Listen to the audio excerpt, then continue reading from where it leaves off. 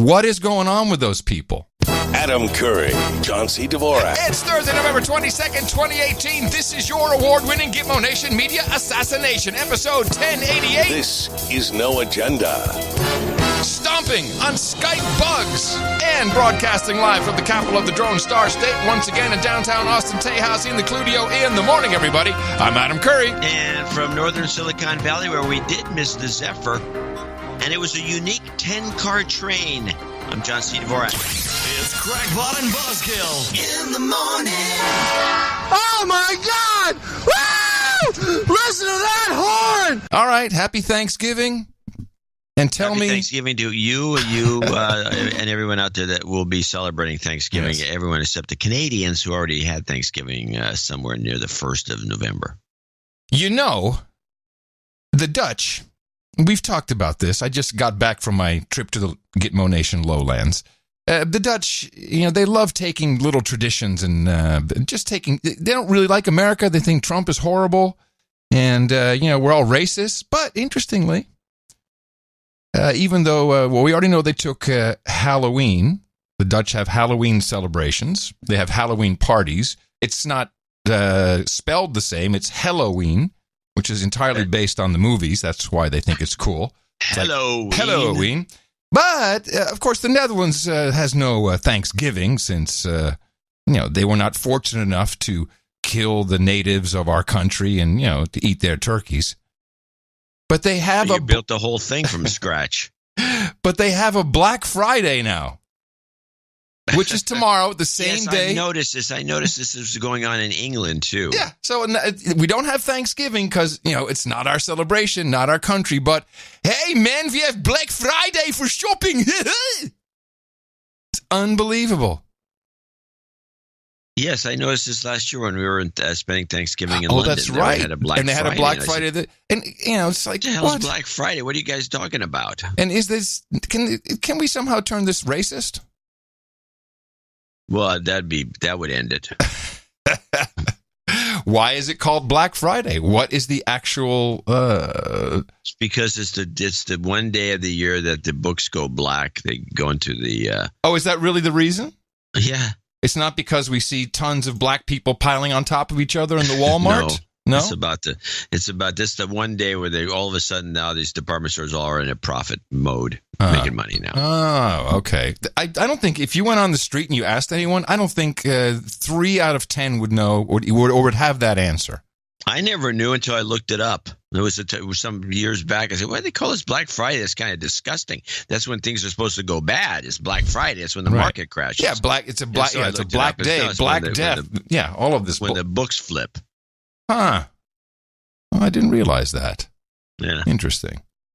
Well, they do have that tradition. Something new on the No Agenda show every time you listen. Yes, you do. And Yes, the 10-car train is part of a... There it is. I kept seeing these 10-car trains for the last week, and I'm thinking, as I'm looking at these trains, why are they 10 cars all of a sudden? They've always been 8, maybe 9. And it turns out that it was like yesterday was the number 1 travel day of all time. I mean, this is the time that everyone travels. Apparently, yesterday was the big day. Yes. And I'm thinking to myself, what idiot would travel on a day like that? That would be me. That's right. I came home yesterday. Although I was traveling from Gitmo Lowlands through London back to Austin, so I didn't really have the national internal rush that we had. And it was okay. But let me tell you. Wait a minute. What? What do you mean internal? Are you talking about the internal? No, what U.S. internal Just rush? domestic flights. Why would they be There's no Thanksgiving in Europe. No, but that's the only that's the only thing that was really messed up. International flights coming in, there was no real issue. Going to a U.S. airport, standing in U.S. airport lines. That's what I'm saying. I was at the airport at 5 in Amsterdam to get out. Believe me, very calm at that time. Of hope. And then I flew to London. In London, you go to Terminal 5 and you stay within the terminal, but then you have to, no, stop, back up. Schiphol, the Netherlands, Schiphol, Amsterdam Airport, as you leave the country, this is new, I have not seen this before, you scan your boarding card, you can see the customs guy right there, because there is a exit interview in the Netherlands for your customs when you're leaving. They stamp you in, stamp you out. But before that, there's this, there's gates, and you have to stand, little glass gates. You have to go into a portal, kind of like a subway station. You scan your boarding card, and then it says, look here. Boom, boom, boom. There's this light flashing off to the right. You see yourself on the camera, and it's doing a complete, facial recognition scan. Almost makes the sound.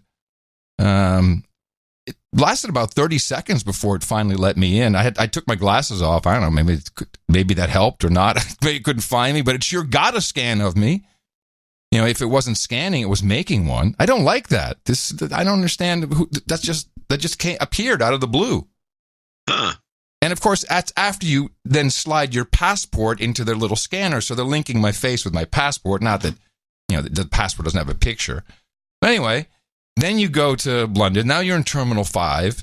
You arrive in Terminal 5 and you want to do a transit. So you go through similar little glass gates. You scan your boarding card. And then you have to go through security again. Have you ever done this I don't know if I've talked about this. Have you ever done the security going back to the U.S. in Terminal 5 at Heathrow? Because you have to essentially go through a whole security process again. Except these agents are dicks. They're rude. They're just asses. Many of them women, these actually. American agents? No, these are British. And they are rude. They treat you like you're an idiot. It's very, to me, it feels the very chauvinistic Brits. You don't understand this? Puh. I spit on you, foreigner. It's like just assholes. It really goads me. And it's like, I've had this a couple of times. And it's just like, wow. It gets to the point where, of course, my bag has to be ripped open. But, they're really cavalier. They walk back and forth. You say, excuse me, I'm kind of waiting on my bag. Then they give you a look and they make you wait 5 more minutes. The other passengers, then I'm packing my bag in, which they've opened up. And, and they say, excuse me, I need the space. You just unpack this and I'm packing it in. Yes, I need the space. You have to move. Where fellow passengers saying, you take your time, We'll wait for her. It's just they're asses. And I saw every single, I had 3 hours layover. What is going on with those people? Huh. It's un-British in a way. It's very un-British. It's just why it baffles me. But maybe it is actually the real true Brits, but they just treat you with disdain. And I'm not saying our TSA officers are any better, yelling at you, but it's so surprising because you don't expect it in the UK. Anyway, there you go. So, what was my point? You were talking about, we were trying to discuss the tribulations of traveling on the worst travel day of the year. Yes, there you go. So for me, otherwise, it was fine. Just took forever to, you land in Austin, you're good to go, but your suitcase, I don't know. I think you've already been pre-checked in London. Is that the idea? Yeah, checked all the way through. Yeah. And then you just get off in Austin and you're done? Well, yeah, you wait for an hour and a half because when you are pre-checked, you get that long transit sticker. And of course, they put you, I guess, somewhere way in the front or the back of the plane. And so you're first on and definitely last off with your baggage, which is just whatever. It's first world problems. However, quick update. Sports. Oh, no. Yes. The Warriors suck. That's the sports news from us over here in the San Francisco Bay Area. The Warriors suck. The Dutch, as you know, they had trounced and humiliated the World Cup winner, France. All they had to do was have a tie score against the Germans, their second game against the Germans. And it looked like we were all going to have to jump off the balcony because they were 2-0 down at the half. And they pulled it out of their butts and tied the Germans in the last minute. They came for their bikes and they took back a wheel. Not the whole thing, but at least a wheel. I'm very proud of the Dutch team. So this was a big deal? Yeah, oh yeah. Tying a game with Germany? Yes. And interesting. Was it 0-0? No, it was 2-0. 2-2. It was 2-2. There was 2-0 for most of the game, and then at the very last 10 minutes, in the last 10 minutes, they pulled one out. They held to their hat. That's actually called doing it. Well, never mind. You're just going to scoff at it. Doesn't matter. I will no longer talk about the most popular sport in the world. I won't do that. Why do you think it is the most popular sport? Because the action's in the stands where people beating up each other. No. It's a very simple sport that anyone can play. You just need a ball and a couple of sticks. It's a sport everybody can pick up immediately. You can't just pick up American football. You can't pick up basketball. You don't have to put any effort into anything. You need a basketball, hoops to play basketball, and soccer, football predates so many sports. It's an exciting sport, just not on TV. Well, it's never going to be good on TV, as you've pointed out before. Yeah, no advertising. No, you can't put. You can't put it on TV. They don't stop the game like you cannot put it on TV. All right, back to Thanksgiving for a moment. Do we need to do the story of Thanksgiving? It's kind of a tradition. I can shorten it up a little bit. Yeah, I'd like you to give a quick recap, and then I have a clip. Read from an old column I wrote in 2004. The term Thanksgiving was brandished throughout U.S. history and officially codified by Lincoln in 1863 at the behest of an activist woman writer named Sarah Hale. Before 1863, there was no Thanksgiving per se, but a lot of proclamations giving thanks for this and that, some called Thanksgiving. There are virtually no Thanksgiving events from the Thomas Jefferson administration until Sarah revitalized the dying idea. Her rationale was that Americans didn't have enough holidays. Really? She had the right idea there. Mm-hmm. The Lincoln Thanksgiving was justified as a celebration of the North's victory in winning the Battle of Gettysburg and had absolutely nothing to do with pilgrims or anything of the sort. That nonsense was all reverse engineered by sentimentalists. Even the first supposed Thanksgiving in 1621, which is kind of funny because I was reading on Twitter about how suddenly George Washington is now the inventor of Thanksgiving. He had absolutely zip to do with it. It never ends. It never ends, this changing story of the fake Thanksgiving lore. Fake Thanksgiving. Anyway, in 1621, there was a 3-day one-shot party modeled after something called Harvest Home. It wasn't called Thanksgiving. Harvest Home was the end of the harvest party celebrated in parts of the British Isles. This party didn't happen again. In fact, most of these invited Indian guests to the 1621 event were later butchered by the growing population of settlers. Thanksgiving. Anyway, there's other examples of these one-shots. Anyways, Lincoln, who made it, here's the last of the story. Lincoln, who made it a yearly event, also made it stick to the fourth Thursday in November. It only changed. Now get this. It only changed for 2 years during the Franklin Roosevelt administration and moved up a week in hopes of stretching. Believe this is a fact. In hopes of stretching the Christmas buying pattern an extra week. Oh, I believe that. That totally sounds American. Yeah, in hopes of helping the economy. It was already a known fact that Thanksgiving was the kickoff to Christmas buying. A slew of half-hearted traditionalists, and then you get these traditionalists, found the Roosevelt change an abomination since it somehow insulted pilgrims or the DAR or who knows who, and it was changed back after a couple of years of bickering. Right. So that's Thanksgiving. So Thanksgiving is bogus. And now we have a new thing, which is the addition to the old story of this thing called Friendsgiving. What? Oh, yeah. This is hot. Look it up. Oh, this sounds like a social justice warrior move. Well, what it's supposed to, there's got two things going on with it. One of them is slightly, one of them is extremely disgusting. If you look it up in the Urban Dictionary, definition number 4, Friendsgiving is where you dip your nuts into the turkey gravy and film it and then serve the gravy and then show people the film like a couple weeks later. John, you need to get another column or something because you're spending too much time on the internet looking at weird shit, man. This has got to stop. So Friendsgiving which is you'll see the term a lot used, especially this year, is the idea that you have friends over, as though you never did, friends over for the Thanksgiving feast instead of or in lieu of or in place of family. Oh. Thanksgiving means family. Friendsgiving means friends because you hate your family. Yeah. Oh, gosh. Yeah. And a certain the balls in the nuts. Yeah, and the I like the thing, Friendsgiving, and seeing as I'm not going to have any gravy. I was not supposed to even do a show today, but seeing as you were only thinking of yourself, here we are. Here's how it went. I'll tell you the story from my perspective, and then we got to move on.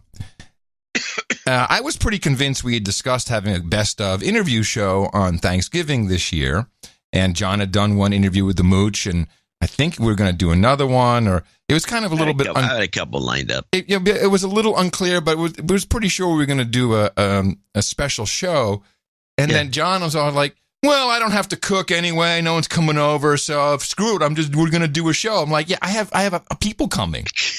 You didn't consider me for 1 second." She's like, whatever. Real reason I decided. Oh, sounds the real reason. You could have just said no. The reason I tried. You went, "No, man, no." Okay. The real reason. So the real reason is that we've got show 1089, 33 squared, right, coming up the next show this Sunday, and I think we needed to tease it. So this is just a promotional episode. Oh, okay. Yes, exactly. It's a promotional episode. I forgot. I now I understand. I'm completely on board. Let me then move into this. Do you have any idea when the tradition started of the United States president pardoning a turkey for Thanksgiving? I'm glad you asked, because I'm assuming now that you know. No, I don't. And you did some research. No, I believe it's the first president might have been. No, I don't know. The reason I don't know is because I did not look it up, because I don't care, and it's a totally fake event, and it's something every president does every single year, and it's fun. I was hoping Trump. Wait, just be quiet. It's fun. It's fake. It's make believe. It's like Santa Claus. It's like Black Pete's. It's just fake fun. Can the news media today just play along just for one day? Just play along for one day with the fake that everyone knows is fake, without insulting or without pulling some other crap into it? The orange man bad. No, it doesn't seem to be possible. I cut out all the ceremonious stuff, just got you the intro and the outro. The president is actually about to take the podium at the White House. We're going to go ahead and listen in there at this Rose Garden event. It's actually the turkey pardon. You can't make this up happening at this moment. Now, the fact that she starts off by saying, "You can't make this up," I'm like, wait a minute. Is this something new? Did they not know the president does a fake pardoning of a turkey? I mean, you hear that, aren't you set up and very interested as to why this year it's different? I was. With that introduction, it makes it sound very singular, that Obama never did it, or Bush never did it, or Clinton never did it, or Kennedy never did it, or Johnson never did it. And I was even more surprised by what it was all about. The president is actually about to take the podium at the White House. We're going to go ahead and listen in there at this Rose Garden event. It's actually the turkey pardon. You can't make this up happening at this moment. Let's listen. Be seated. Good afternoon, everyone. A very special day at the White House. We are thrilled to be joined today. Thank you very much.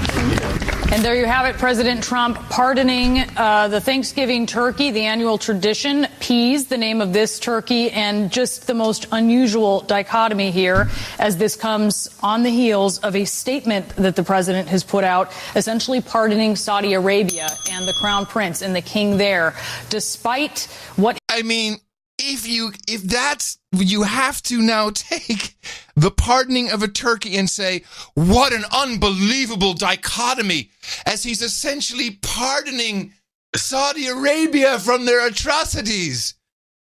That is the biggest sharp jump I've ever seen. And let's stop on that subject matter for 1 second, which is, Trump says that he had a briefing from Gina, the head of the CIA, and I guess somebody, the FBI guy or someone.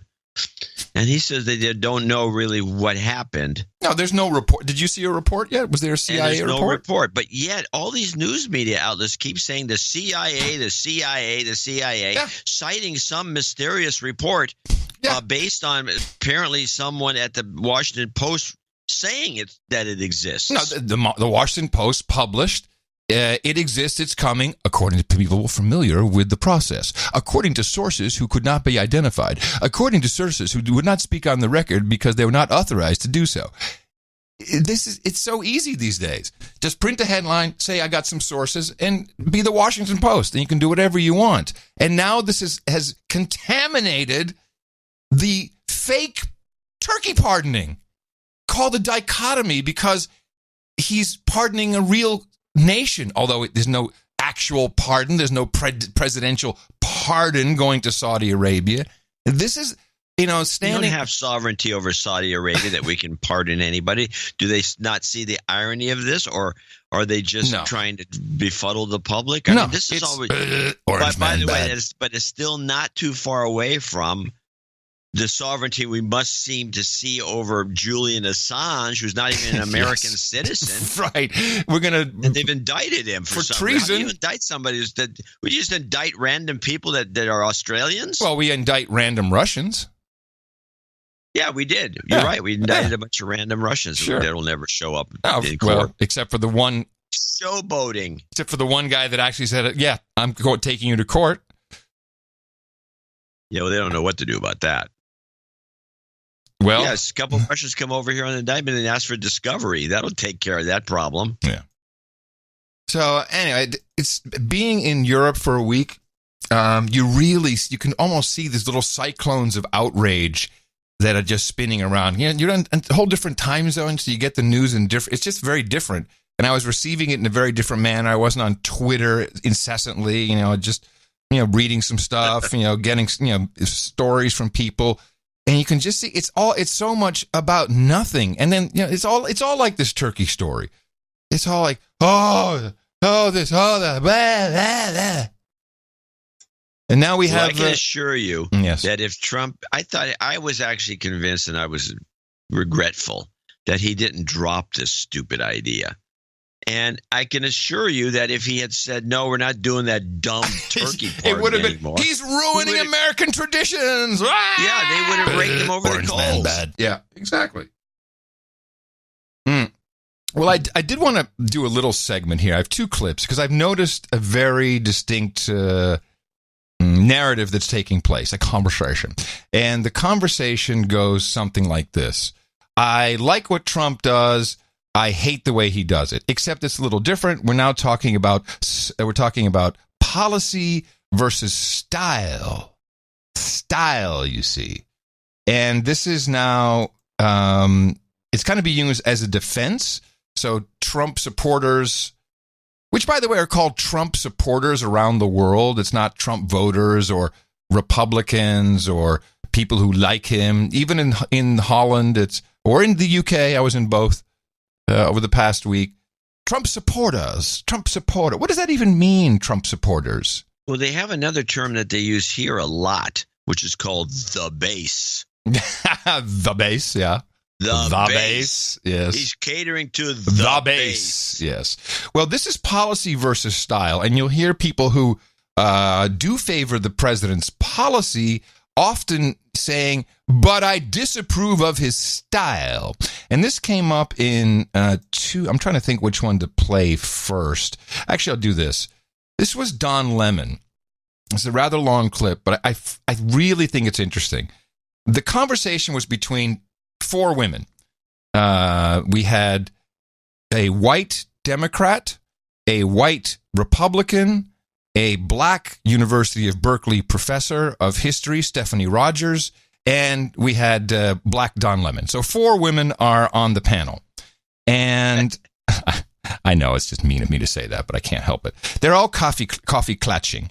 And the assertion from the professor of history, Stephanie Rogers, is that white women actually have been a part of the white supremacy and institutional racism that dominates all things unfair in our country. And although not everyone agrees, ultimately it comes down to how he says stuff or what he says versus policy, and then we'll kind of wind that up with an MSNBC clip. But first, just listen to this, because it's the whole conversation is just intense to me when it comes to divisiveness through racism. Stephanie, you're quoted in this Fox article saying, for centuries, white women have invested in white supremacy because their whiteness affords them a particular kind of power that their gender does not. Explain what you mean by that. So you see this is a pretty loaded topic right off the bat. So as a historian, I explore white women's economic investments in the institution of slavery. And white women, I got to stop this. White women's investments in the institutional, what did she say? The institutional shit. The institution of slavery. Yeah, that's right. So as a historian, I explore white women's economic investments in the institution of slavery. White women's economic investments in the institution of slavery. Very small minority of people that had slaves in the South. Well, not a much small minority, but it was a minority. But economic investment. So that means they're putting money into it, or well, they're investing? thinking. I think what she might be headed toward is that, well, now you have slaves, you don't have to do the dishes. And what that has led me to understand is that there's this broader historical context that we need to keep in mind when we're looking at white women's voting patterns today. And as we look at, their support, their, overwhelming support of Donald Trump. When a professor is trying to explain such a heady topic as this and laughs right off the bat, white women's support of Donald Trump. I mean, this is Berkeley. Well, that's a tell right there, because the white women's support of Donald Trump was 51%. Yeah. How's that like a major deal? Voting patterns today, and as we look at their support, their overwhelming support of Donald Trump, and so it's like she's lying. That's a tell. That's that laugh tell. Yeah, but it's not okay in this topic. It's nothing funny. That we tend but it's a lie, because the white women's support is 51%. I'd hardly call that a bandwagon. To think of white women as primarily focusing on their gendered oppression, that because they are oppressed as women, that oppression will allow for them to ally and to sympathize with other dispossessed and disempowered peoples in the nation. But my research actually shows that they long had a deep investment in white supremacy, and not only did they benefit from it, but they participated in its construction and its perpetuation. She laughed again. Oh, yeah. Not just in the context of slavery, not just in the colonial period, but well after slavery was over. So, Alice, why do you think that white women support President Trump? Do you think they identify more with being, as she said, white than they do with being female? Also, so here it is again. I think we really need to start listening to some of the words, because there's a difference between I voted for him and I support him. And so they've kind of taken this 52% voted for him into they support him. And this is where we start to diverge. I think this Stephanie woman, I think she may be I don't know if she's the white Republican or the white, we'll hear. Period, but well after slavery was over. So, Alice, why do you think that white women support President Trump? Do you think they identify more with being, as she said, white than they do with being female? She just said that. I think when we're talking about the political arena, voters, women and men, identify themselves as either Republican, Democrat, Independent, or whatever their political party. And I strongly disagree with the characterization. Let's stop right there. I don't identify as anything. I'm just a voter. I mean, sorry. I reject that out of hand. I'm just voting. I do not belong to a party. Democrat, Independent. I think, hold on. A lot of people do identify with their party. Sure. And a lot of people are independent, which would be you. I don't identify. The independent thing, because the parties have been so screwy that the independent numbers have increased to the point where everyone has to cater to them. You don't cater to the Republicans if you're a Republican, because you're going to get their votes. So you cater to these independent so-called swing voters, and because they can go either way. They're swingers. I'm just saying that I reject someone telling me that I have to identify with some party, even if it's independent. I just identify as me. I think when we're talking about the political arena, voters, women and men, identify themselves as either Republican, Democrat, Independent, or whatever their political party. And I strongly disagree with the characterization that women are oppressed, and by nature of that oppression, they should naturally vote for another group of people that are oppressed. I think that's just not how politics works. I think as a Republican or a Democrat or whatever your political leanings is, you should vote for people that represent those policies. I'm a Republican. I support this president. I voted for this president. I did so because of his policies. I do not agree with his tone and tenor. Don, I've been on your tone and tenor. We got to write that down. That's what it is. Tone and tenor. Show dozens and dozens of times discounting his behavior, his tone, his tactics, the things he says about women, his denigrating women, and I don't tolerate that. But his policies are what I stand for. But Alice, you don't have to support him. You could not vote. I mean, that's the. This is the white Democrat, the white woman Democrat, who now says you could just not vote, which is also a way to identify. But his policies are what I stand for. But Alice, you don't have to support him. You could not vote. I mean, that's the thing. I could say there's a Democrat who does everything that I agree with, but they say misogynist or racist thing. I would not vote for them. And I just want to step back for a second and say, look, we spent a lot of time talking about Republican women. Look, there's a problem with white women. It doesn't matter whether they're Democrats or Republicans or nothing. There's a problem with racism. Everybody, every white person benefits from an inherently racist system that is structurally racist. So we are all we're all part of the problem. So I'm not trying to point my finger at you. No, just are you white? Pointing my finger at you or at another person. But I think we have to recognize that there's institutional racism in this country. And by saying I'm just going to support somebody who you just says racist things and does racist things. You see how they're conflating? Well, they're just talking. They're just saying that. They have no examples, but they're conflating support with voting, and then it's the tone. I don't agree with this tone. We'll get back to Stephanie here for the last 30 seconds. Is a problem. Just a point of clarification. So I did not say that white women voted for Trump because they were racist. What I actually said was that there's this broader historical context in which white supremacy is quite important to white women, not simply as the kind of beneficiaries of white supremacy, but as orchestrators, part of the builders of supremacy. So just to women helped build white supremacy. Help me understand, John. Let's just get some terms. What is white supremacy? It's the belief. Just off the top of your head. It's the belief that the white race per se is superior to the other races. So what she's saying is that even today, women help build the belief, I guess, that white people are superior to all other races. That's what she's saying. But how would you do that? I guess by voting for a white guy. Yeah, okay. In that case, yeah, I guess. The kind of beneficiaries of white supremacy, but as orchestrators, part of the builders of supremacy. So just to clarify that, and I agree totally with what Kristen said.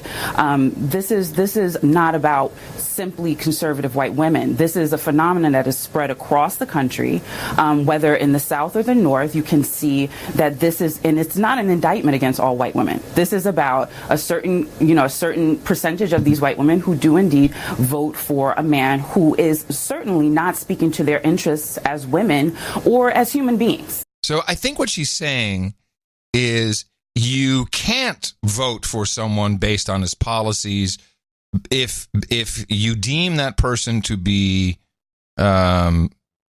hateful towards women or annoying in general. It sounds like. Yes. So your point, of course, which you made is, well, what racism, what misogyny, and so now we go to the second clip. This was a fascinating. It was Face the Nation, MSNBC. No, that's not Face the Nation. Is that CBS? I think so. Yeah, Meet the Press at BNBC. Yeah. Face the Nation. So they had 4 or 5 of new freshmen coming into the House of Representatives, including Dan Crenshaw, and he is the Iraq veteran who was missing an eye, has the eye patch. He was a subject of the controversy on Saturday Night Live, which I thought actually was kind of solved in a nice manner the next week. Thanks to him. Well, of course it's thanks to him. And I'm liking this guy now. So he's going to call out this, when I forget who it is, another freshman coming in, says, well, and we've heard this a million times, he's undermining our democracy. He's ripping apart, I'm talking about Trump, ripping apart democratic institutions. Orange man bad. And so Crenshaw says, well, could you just give me some examples? And I thought this whole, although it went way over everyone's head, I thought the segment was outstanding to show you just how vapid this argument is. So, but my experience thus far, and I think Deb can. And before we start off, if someone said to you, please give me some examples how Trump is undermining our democracy, would you? I mean, just thinking from any kind of dimension, what kind of examples could we come up with? Well, I would say that by assigning a lot of super conservative judges on every bench around the country. But is that undermining the democracy? No, I'm sorry. Yes. From a you said you're right. I'm sorry, my mistake. Yes. Okay. So conservative judges. Conservative judges is undermining the democracy. Yes. Yes. Exactly. What else is undermining the democracy? Rushing through the Supreme Court justices. Okay, through, that's undermining. That would be undermining the democracy. Belittling and going through staffers too quickly. He's going through stuff. Yes, too much firing. Yes, too much firing. Too much firing undermines the democracy. To the firing. Right. Cozying up to Putin. Yes. Any collusion? Yes, collusion. Yeah. Collusion. Cozying up. Yes, that's undermining our democracy. Yes. Going along with not doing something about the American the not American citizen, but the American resident. Oh, yes. Which is the key term okay. right now. All right. Not doing something about that guy getting chopped up into sausage. What we realize here is that none of these are actual things that undermine our democracy. And undermining the democracy would be doing something with the 3 branches of government that would really break it, but an actual undermining. But, maybe they have some examples. Let's listen to this. This is a very nice little conversation. So, but, my experience thus far, and I think Deb can touch on this as well as a member of the Progressive Caucus, but no, I don't think that's the case. I think we are all working together, rowing in the same direction, trying to save our democracy, to be frank. And so, why do you say save our democracy? Well, look, I think that right now it's important for this majority in the House to engage in some really critical oversight of an administration that is undermining a lot of critical freedoms for folks in our country. Undermining a lot of critical freedoms for folks that live in our country. That's what we need to remember. And so when I say save our democracy, I mean precisely that I think some of our democratic freedoms and the principles that we live by. Should we try to make a list? Some of our democratic freedoms that have gone, that are in harm's way? I think there aren't any. No, I think they're all pretty much intact, including, the right to go say stupid stuff. Still kind of okay. I have been under attack for the better part of the last 2 years. Congressman-elect, do you want to respond to that since the president is the leader of your party? Yeah. Well, I always ask the question, like what? What is he undermining exactly?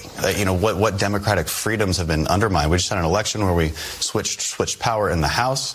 Democracy is at work. People are voting and we're in record numbers. Sounds about right to me. I always ask for examples, and then we can hit those examples one by one. And if it's worth. Now, are you ready? So he's going to say, please give me some examples. The whole group, including the host of the moderator of this panel, is going to jump in. And it's just like a diarrhea of words.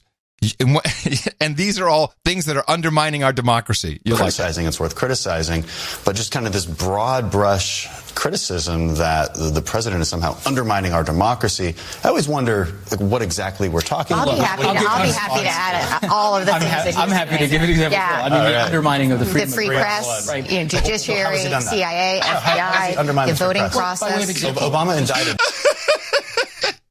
You just go like this, FBI, CIA, free pass. Everyone's like, I'll be happy. And they can't, no one's actually speaking an entire sentence. I always wonder what exactly we're talking about. I'll be happy to add all of the free press, Judiciary, CIA, FBI, the voting process. Obama indicted, had many press members under investigation. Trump is not. So just so what is the difference this here? Last week, one of the largest media publications in the United States, right, had to go to a federal court in order to essentially regain access to the press room. One reporter, not the whole organization. Including CBS, did file amicus briefs. That's right. See, and they actually believe that this court case was a First Amendment court case, which it was not. But that's okay. They really thought Trump really tried to undermine our democracy with that. And support. Yeah. So, I mean, again, I think it's part of much larger because he was disruptive. But, well, again, I would argue that our president is consistently disruptive in those very same press conferences, and I would argue that he how is that an attack on the press, though?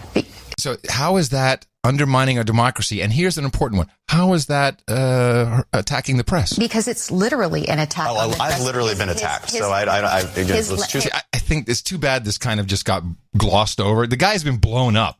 He was literally blown up by an IED.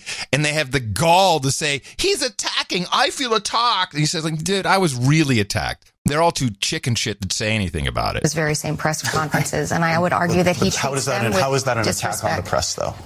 Because it's literally an attack on the press. I've literally been attacked, so let's choose our words carefully. His language is an attack. Okay, so why can't he speak? Why is he not allowed to use his own language and freedom of speech? Okay. Now we get to a very sticky point.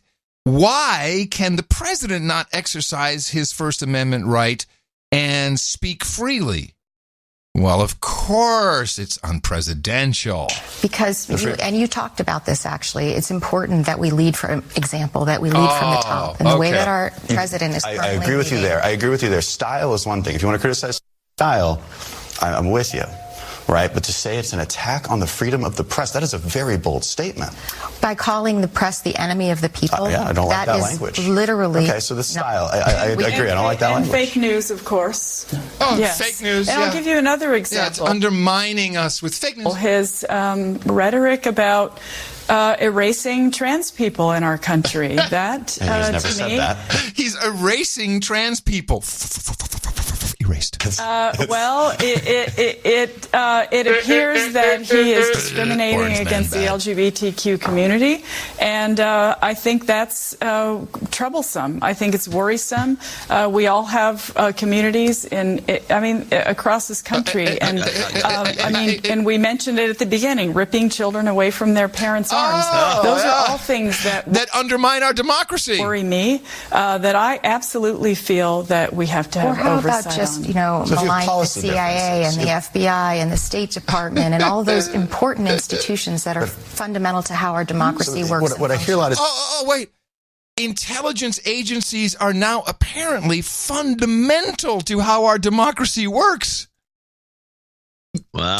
How about history? Just started you talk about the CIA, which was founded in 1947, is fundamental to the workings of the Constitution. Or the FBI that actively sought out people who are communists to shame them and throw them out of the country, ruin their lives. That's important for our democracy. They keep our democracy working. Please, lady. Absolutely feel that we have to have oversight. About just malign the CIA and the FBI and the State Department and all those important institutions that are fundamental to how our democracy works. What I hear a lot is you don't like what he says, and sometimes, okay, but you don't like we have policy disagreements, but you're saying undermining democracy. And I want to caution us because those are very bold words. Mm-hmm. If we have policy disagreements, let's focus on those policy disagreements. And I'll be happy to discuss those at any point. But this is what I've been getting at kind of all week, which issues, we tend to go right at the jugular. Right? We say you're undermining democracy, you're a bad person fundamentally. That's not always true. We have policy disagreements on a lot of these things. I think it's interesting that we talked about some of the most divisive issues, including immigration, but the thing that set all of you off was the president. We have to leave the conversation there. Thank you so much. Good luck to you in your new work and your new job. So this morning, Tina, she always gives me a rundown of what she's seeing on Twitter, and she said, I don't know if it was Ben. Her boy Ben. Who's that? Ben. Come on. Who has a show on Fox? Ben Shapiro. Ben Shapiro doesn't have a show on Fox. He did. Yeah, he had a show. He's going to be a Fox regular. Shapiro. Nobody likes him at Fox. Shapiro said that interestingly, Trump's policies in many ways are exactly the same as Obama's policies, but, and this is his words, Shapiro said, and I know a lot of people agree with him, that because of the way Trump says it, that's why everyone goes apeshit. And I say, no. If he did it the same way Obama did it, it would be even worse. The press would be up in arms that he's doing it secretly, all this evil stuff. And there's no way around this style part of the presentation. It doesn't make any difference. I agree with you. Yeah. I mean, there is just such a hatred of this guy. Yes, it is.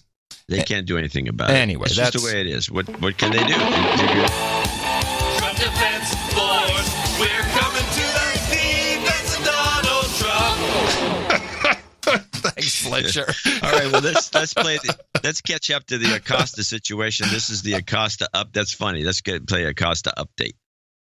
Oops, misfired. Acosta update. This morning, CNN is asking for an emergency hearing. This is after the White House has warned that they may pull our colleague Jim Acosta's press pass again. Yeah, you thought this was all settled last week? Well, on Friday, the network won a temporary restraining order forcing the White House to restore Acosta's credentials for 14 days. But just after that, White House officials sent Acosta a letter saying they may suspend his pass once that order expires. CNN chief media correspondent Brian Stelter is with us.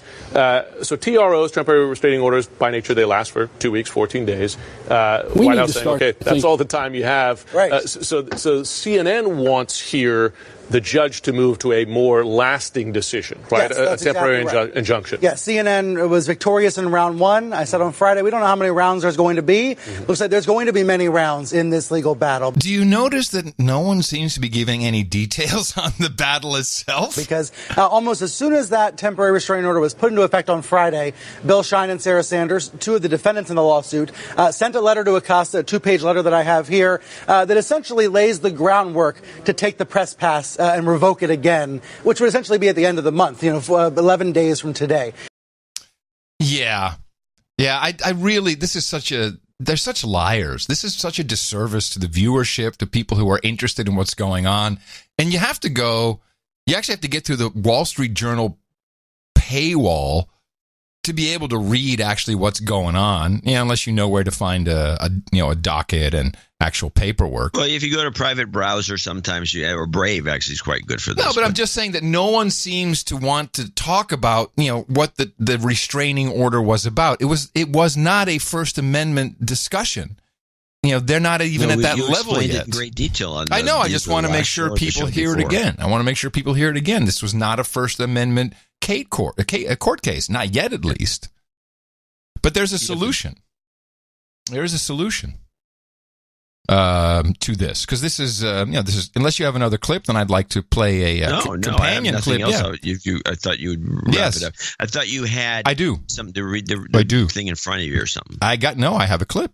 I have a solution clip. The solution to the issue of the White House press events. Carl Bernstein, very famous man. He wrote. No, he didn't write it. The Washington, the great uncovering of Watergate, along with all the Woodward. president's men, yes. Him and Woodward. Yeah, Carl Bernstein, who, by the way, I put in the show notes again, who has published on his own blog, which still exists today, how many people of the press were working for CIA, including himself. But here's his idea. It's a fix. It will save democracy. We need to start thinking of a different way to cover his press conferences and briefings. For instance, I don't think we should be taking them live all the time and just pasting them up on the air, because they're basically propagandist exercises, because they are overwhelmed by his dishonesty and lying. So how could we cover them differently? Maybe we should be there, edit, decide as reporters what is news, and after the press conference or briefing is over, then go with that story with clips, rather than treating the briefing or press conference as a campaign event. I think this is a grand idea. Isn't that what we do? Let's combat propaganda with actual propaganda of editing clips down and presenting it in a certain light.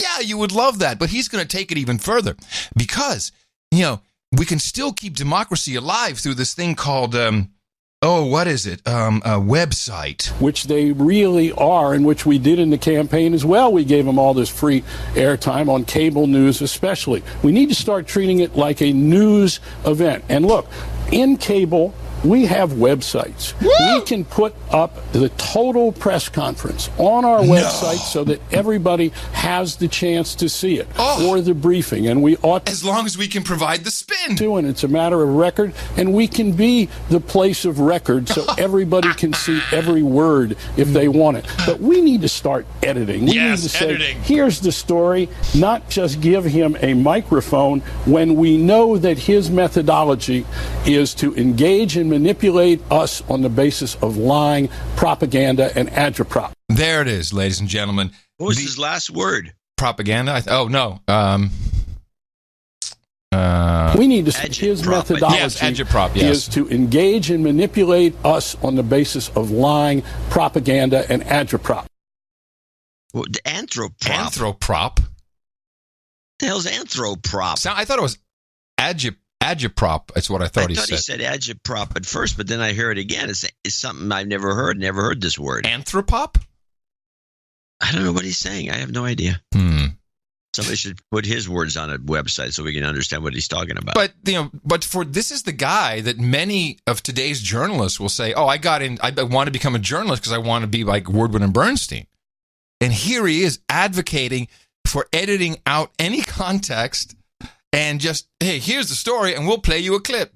And which is, I remember growing up, we were moving towards something very dangerous. It was called the news bite. The soundbite news reporting. Soundbite news reporting. And everyone recognized it as universally bad.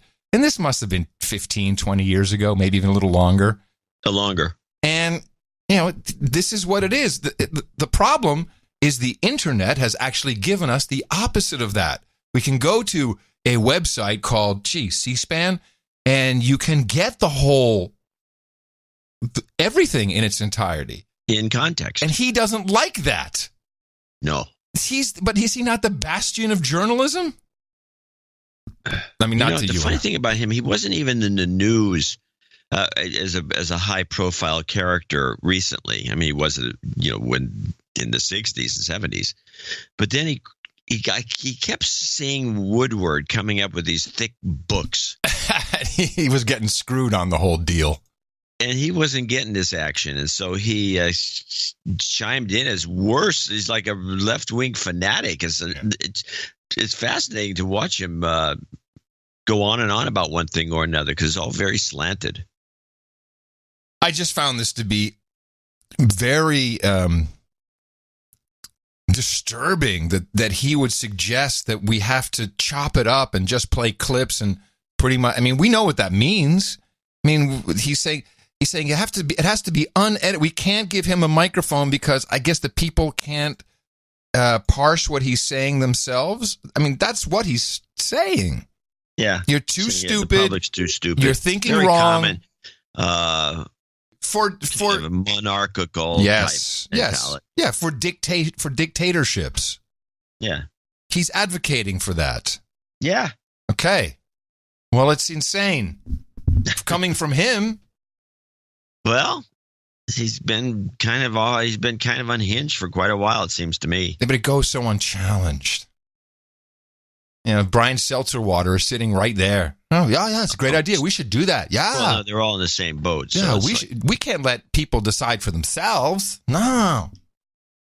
This is why they want him off Twitter. That's what the Twitter thing gets everybody. That galls he'd be a great president if it wasn't for Twitter. Yeah.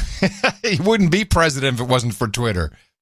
That's the point. Here, I got the AOC. Yes, I saw.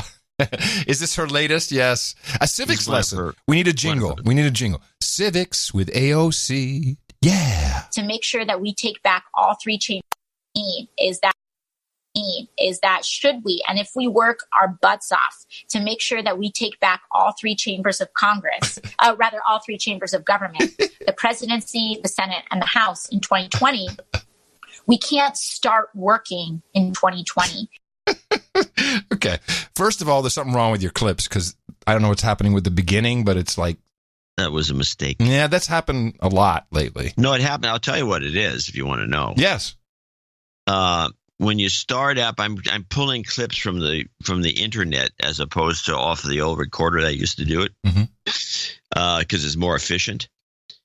And it's not every clip, but every once in a while. And that clip should have been cut. That beginning part that you're bitching about should have been cut out by me when I did the edit on the final clip, and you wouldn't have said anything.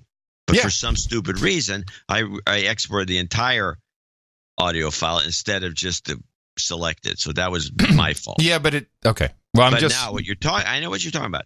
What you're talking about, because I have left it in on a number of clips because it said, okay. I hear it all the time. You hear it. Well, let's just play a clip and see if it's on there.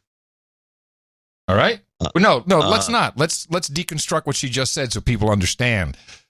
She says, let's just take it step by step. I want our non-Americans and many Americans themselves to understand why this is so ridiculous coming from someone who is in the House of Representatives. To make sure that we take back all three chambers is that should we, and if we work our butts off to make sure that we take back all three chambers of Congress. Okay, so she starts up by saying all three chambers of Congress.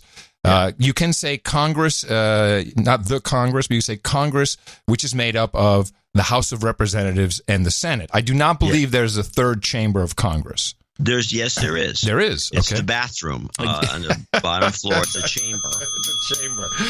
It's the third chamber of commerce is down there in the basement. So now she corrects herself, and she correctly says, I mean, it's really the three branches of government, but she tries to make it right by saying the three chambers of government. I'll give her that. All three chambers of government. And the three, I've always learned branches of government, which is the judicial, the legislative, which is where she is, and the executive. Those are the three. This is something we learn when we're you learn that in second grade. 7, 8 years old.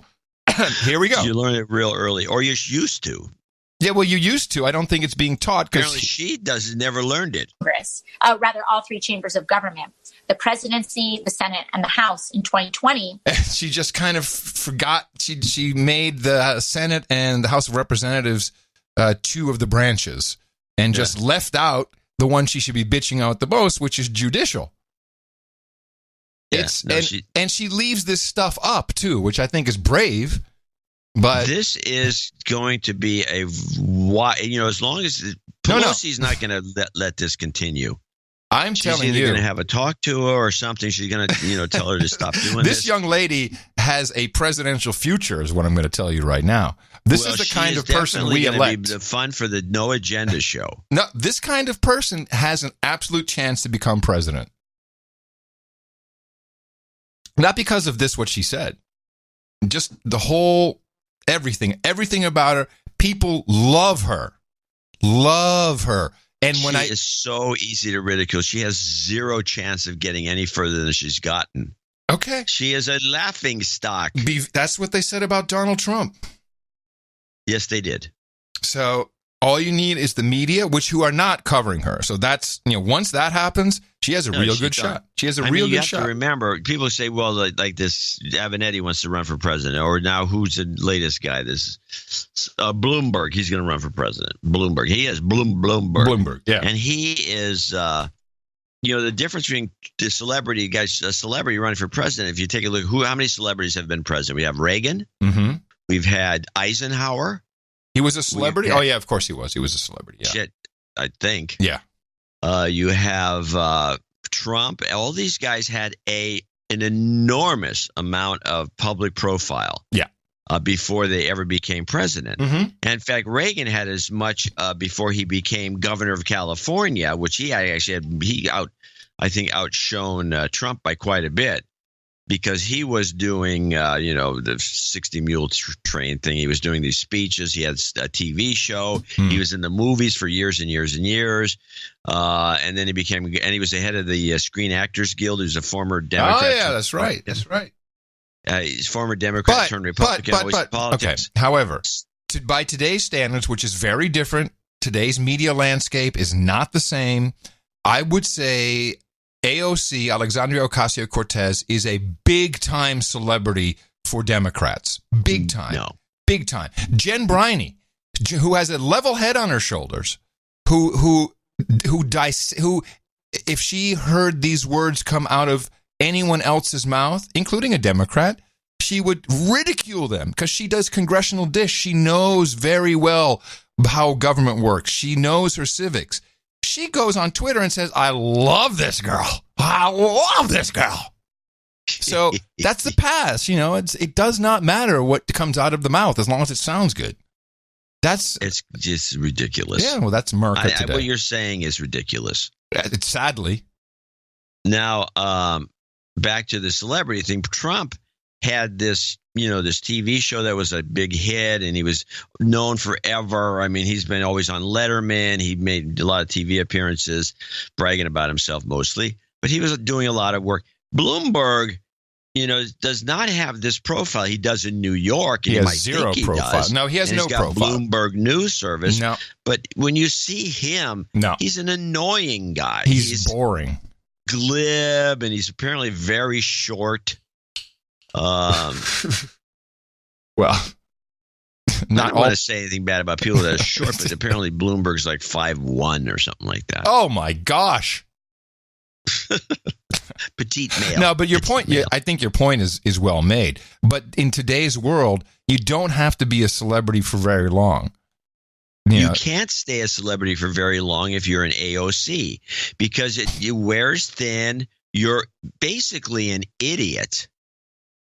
She is not a bright girl. She has got big eyes and a nice smile, and she's photogenic, telegenic, and she's excitable. Yes. And so she's kind of, attractive to the camera. And people will follow her just like they follow other people on Instagram. They will follow her and they will love her for it, and they will vote for her. When PewDiePie runs for president, then you're talking. All right. Look, we don't have to agree. I think she is a definite candidate for presidency in our lifetime.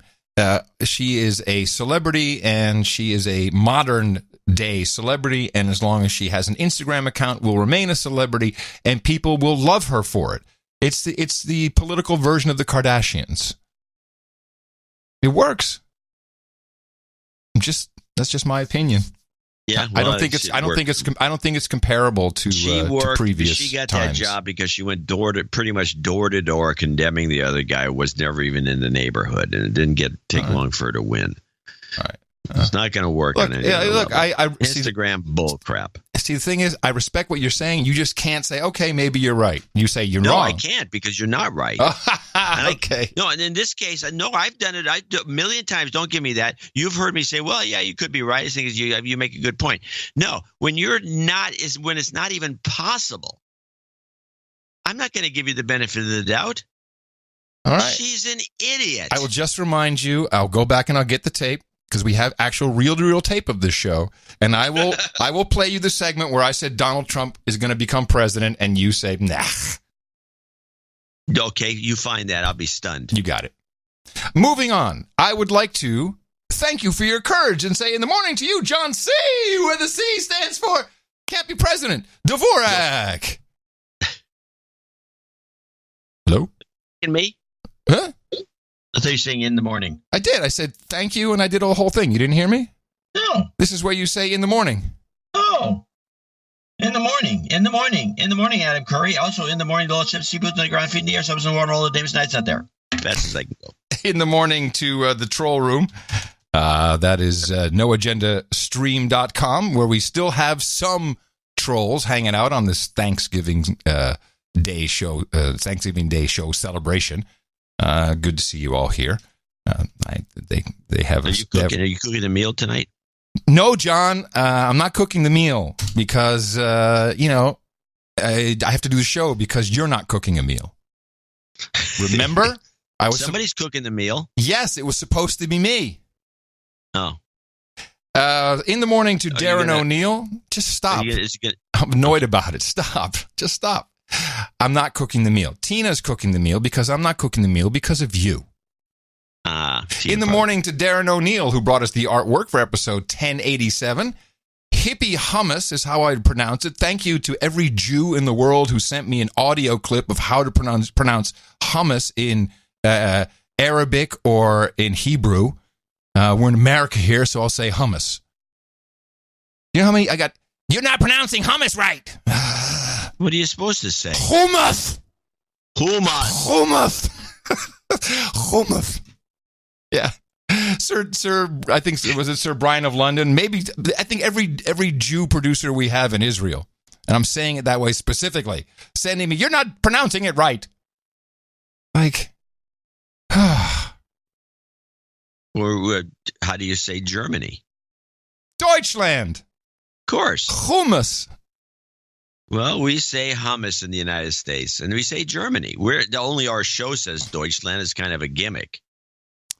I want to thank Darren for his artwork, which there was a lot of things we could choose from, but we really liked. Of course, a lot of people had hippie hummus as artwork, so we went with No Agenda Sports Radio, your number one resource for sports ball news. Yes, it's a tribute to your changing your whole attitude about sports. Yes, including a sports report today. Yes, right. Yeah, I had another sports report. It's fantastic. And I defended the sport I follow and I report on. I defended it. Yes. I think you have every right to defend the sport that you report on.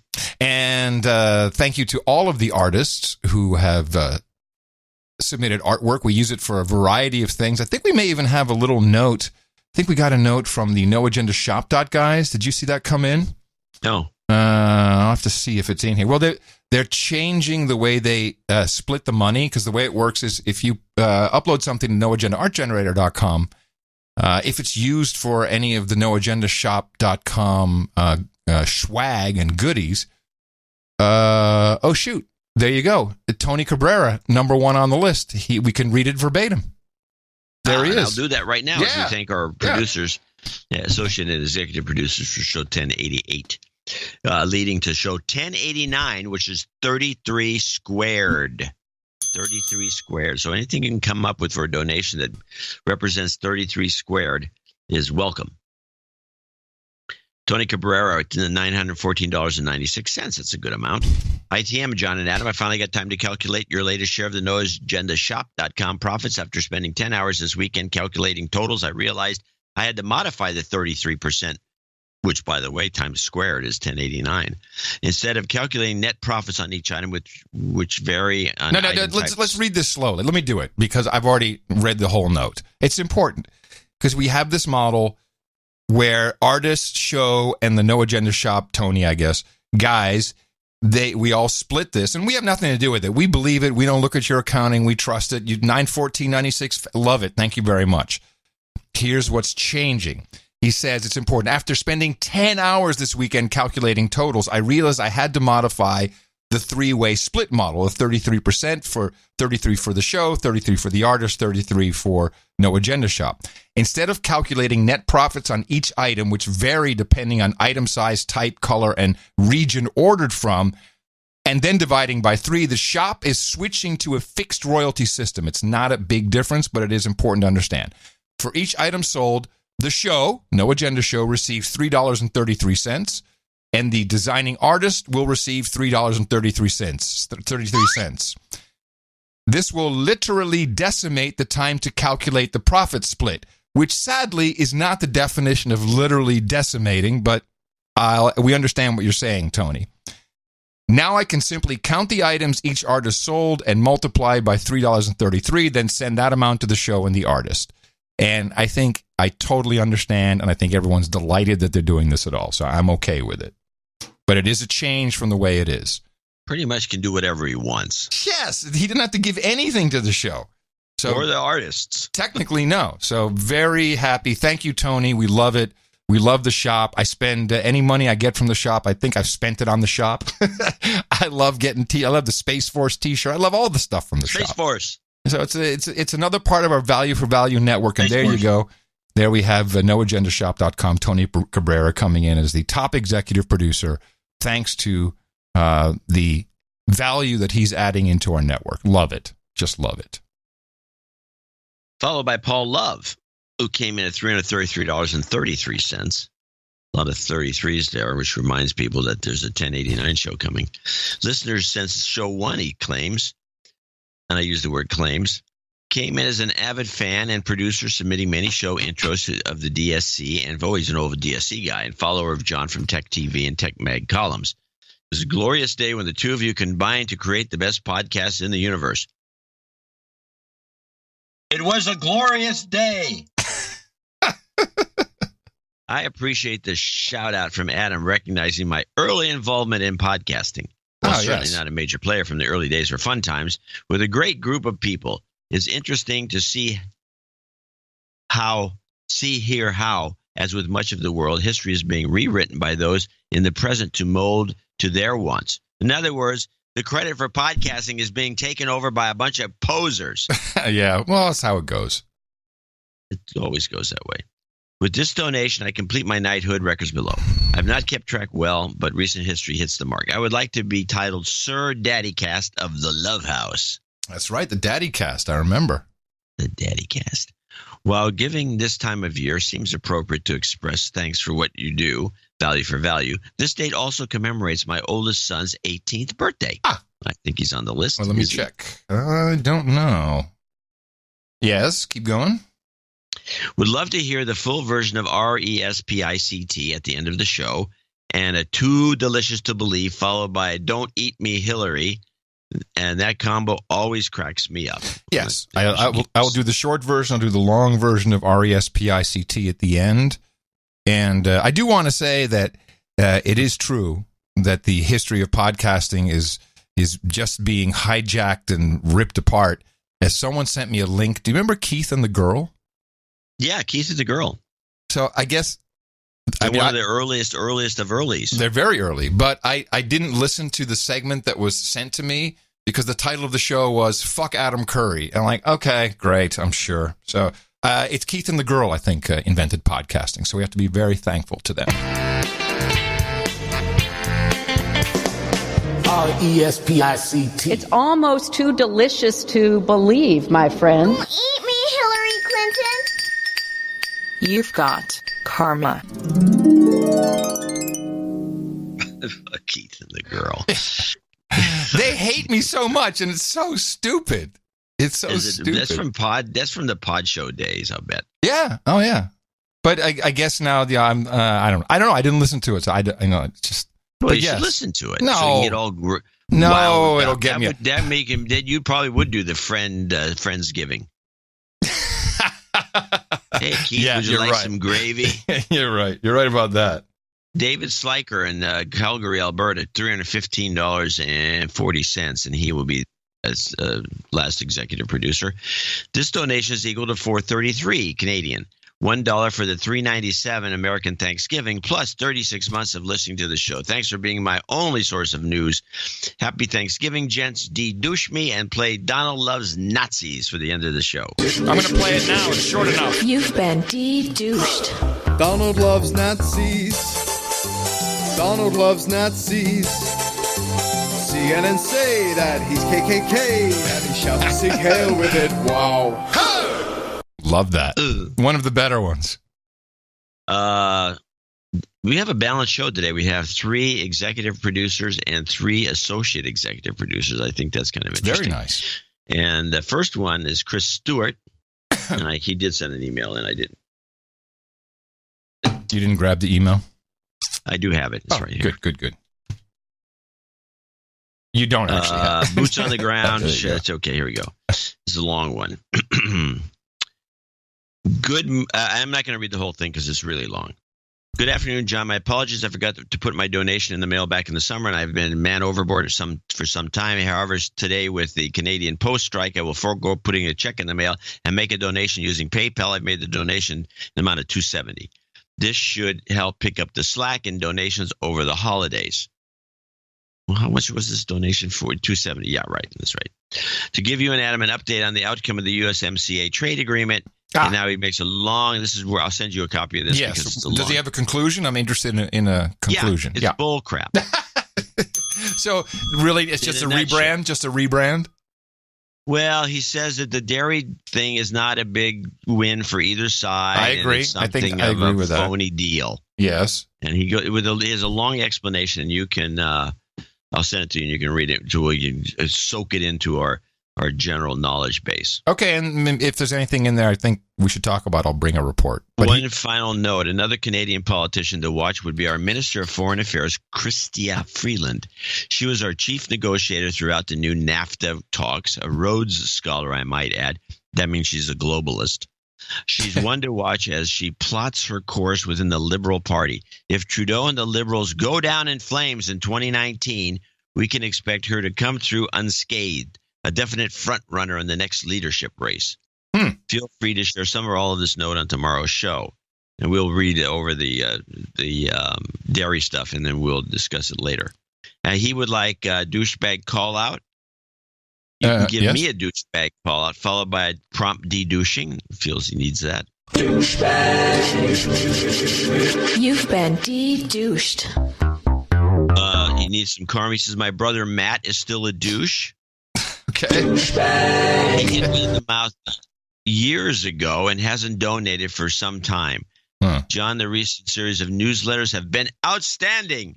I thought I'd read that part. Yes, of course.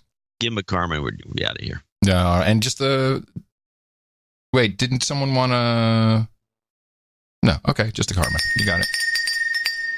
You've got karma. So you already gave what he needed. There we go. Was the douche, yes, got it. Carrie Lynn Latour. And do you think she's of the Latour familia? No, maybe. Send us some of your wine. Send us some bottles of Latour. Yeah, send us some Latour. $4.40. She's in Nova Scotia. This donation is being made on behalf of my smoking hot wife, Carrie Lynn's 40th birthday. And I believe she's on the list. Yes. This was on the 21st. I asked her if she wanted anything special to commemorate her 4th decade. I think, let me take, this came in from her? I think it's Renee. Yeah, it's her husband, clearly. Money. Yeah, it's Renee. I asked her if she wanted anything special to commemorate her 4th decade on the planet. And all she wanted was not to mention it was her 4th decade on the planet. Go back. Read that sentence again. This donation made on behalf of my smoking hot wife. And you got to read it slowly. This is a big deal. 40th birthday, which was on the 21st, which is yesterday. I asked her if she wanted anything special to commemorate her 4th decade on the planet, and all she wanted was a no-agenda producer credit. There you go. Huh? That was her. I mean, I was going to read that eventually. I just had my joke comment in there. It's just 4th decade. And all she wanted was a no-agenda producer credit. That's how you know what? There'd be no war if everybody felt that way. Thank you, John Lennon. The whole family loves the program, and the media deconstruction has been critical in maintaining our sanity in the post-Trump era, where it seems sanity is in short supply, as Adam pointed out earlier, with everybody jumping in on that Face the Nation thing. Thank you for existing. Thank you for existing. And thank you for all the artists whose unique cover art drew me to the podcast many months ago. Did you read that? Did you hear that? I did, yes, of course. Please de-douche. Yes. See, de-douche, Foamer jingle, best jingle ever conceived, some karma, and then there's some administrative stuff. Of course, thank you so much. And we will also be celebrating Carrie Lynn Latour's birthday later on in our segment.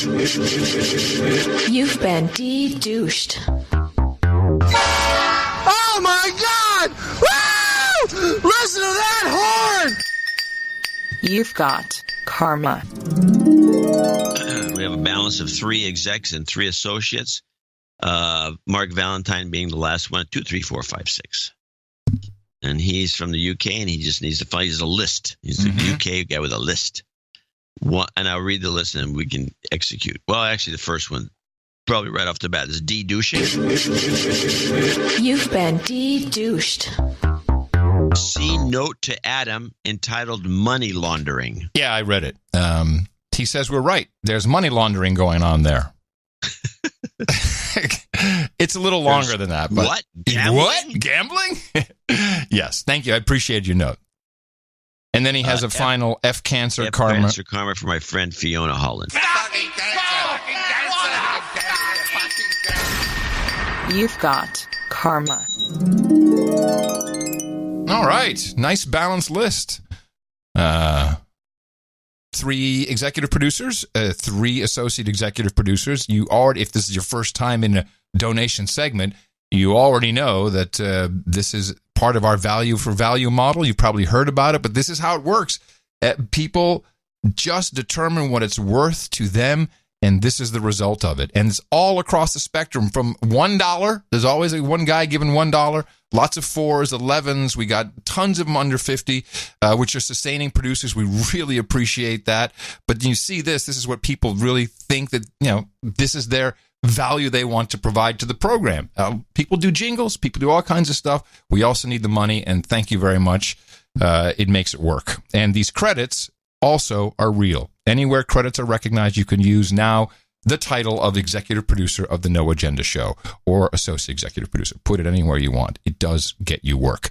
We'll be thanking more people, $50 and above, later on our second segment. And, of course, another show coming up Sunday. Please remember us at Dvorak.org/NA. And take... Whoa. I was going to say... Sorry. Sorry. Take that turkey knowledge and propagate it. Our formula is this. We go out, we hit people in the mouth.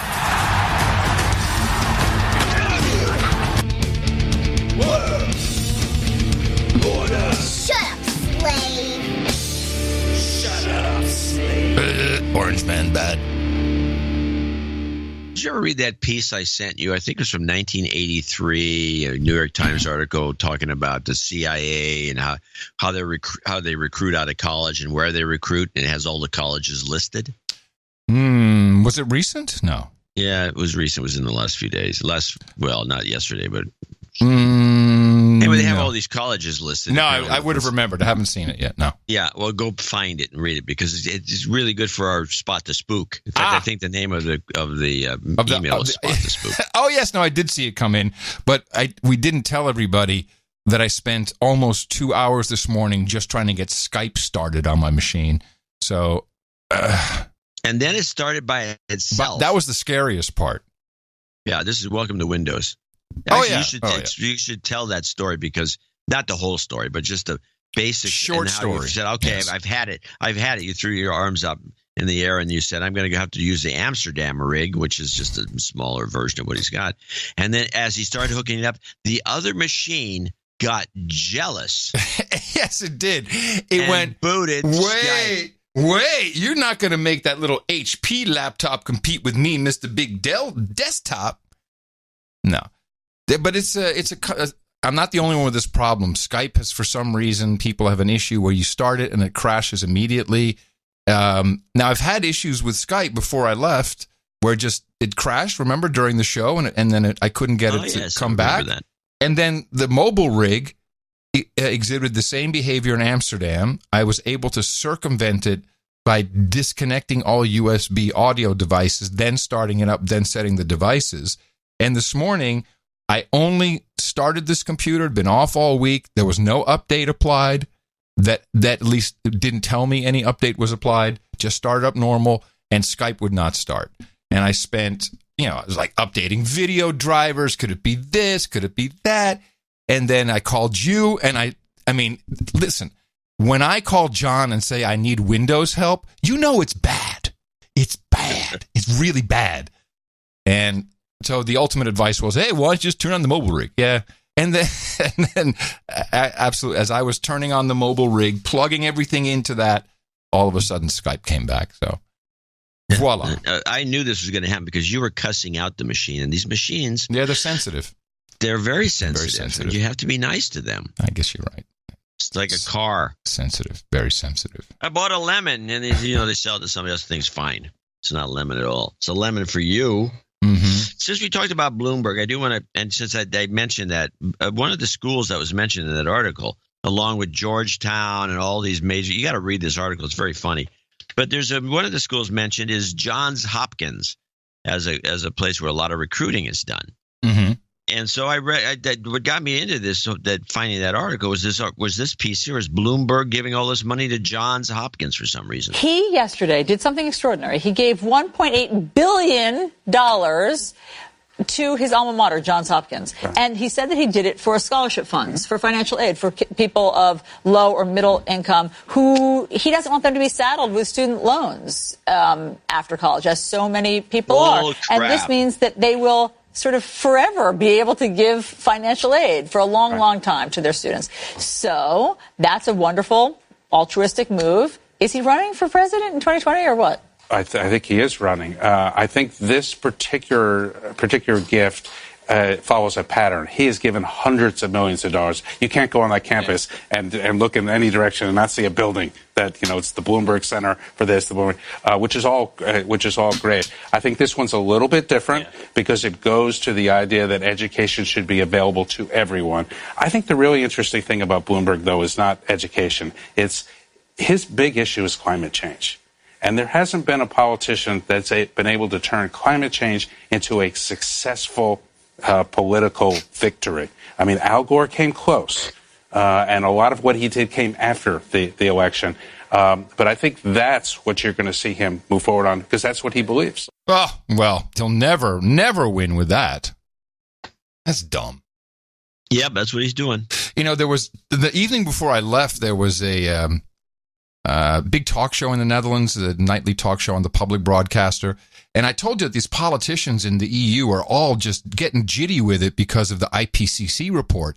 And this the Minister of Infrastructure in the Netherlands, she has, I don't know if they've actually passed this yet, but she's saying we need 600 million euros to save us from dying from climate change. I'm paraphrasing, but it's not far off.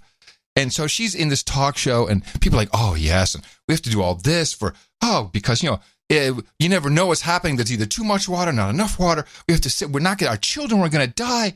And there's this older guy sitting across the table, and he just rips into her, and he says, there's a hospital that went bankrupt. And people, were wheeled out, on the streets to find other hospitals. And you want to give $600 million to this bull crap? It was so beautiful to watch.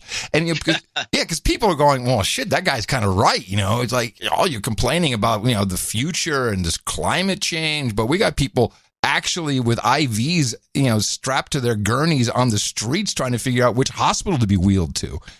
They're loving it. But I don't think the public will eat it. I don't think Bloomberg can get far with it either. It's just not a winning strategy. It's just that it hasn't worked, I don't think, for anybody. No, well, we'll see how it goes. He's not going to get past the debates because he's just not. I don't think I've ever seen the guy smile. Yeah, he's dour. He's going to have to stand on at least 2 apple boxes. Yeah, you really don't like him being that short. No, I don't care about him being that. So this was a running gag that Letterman used to use. Oh, I didn't realize this. Oh, yeah. Letterman used to go on and on about how short he was, and he'd put his arm out, like how tall he was, and then he'd lower it and lower it and lower it. Oh, geez. He just keep doing this. He keep riding to Bloomberg's height, which, of course, he won't do now. I think Letterman really got out of the TV business, the evening talk show business, right on time, because the politically incorrect nature of him, I think it would have hurt him eventually. Yeah, probably. I don't think he would have been able. All of them. Yeah, of course it is. But I just don't know if I don't think he would have been able to do the same stuff.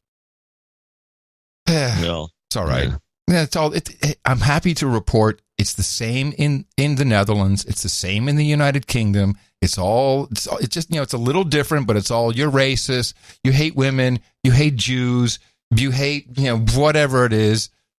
Everyone's yelling. Everyone's just yelling at each other. We're at the end of civilization. We're at the end. I'm telling you.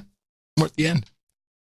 Same exact thing was going on in the 20s. Oh, of course. But it just sounds, this is not the 20s. We have Twitter. It's different. It's different now. It's different. This is where we fundamentally disagree on things.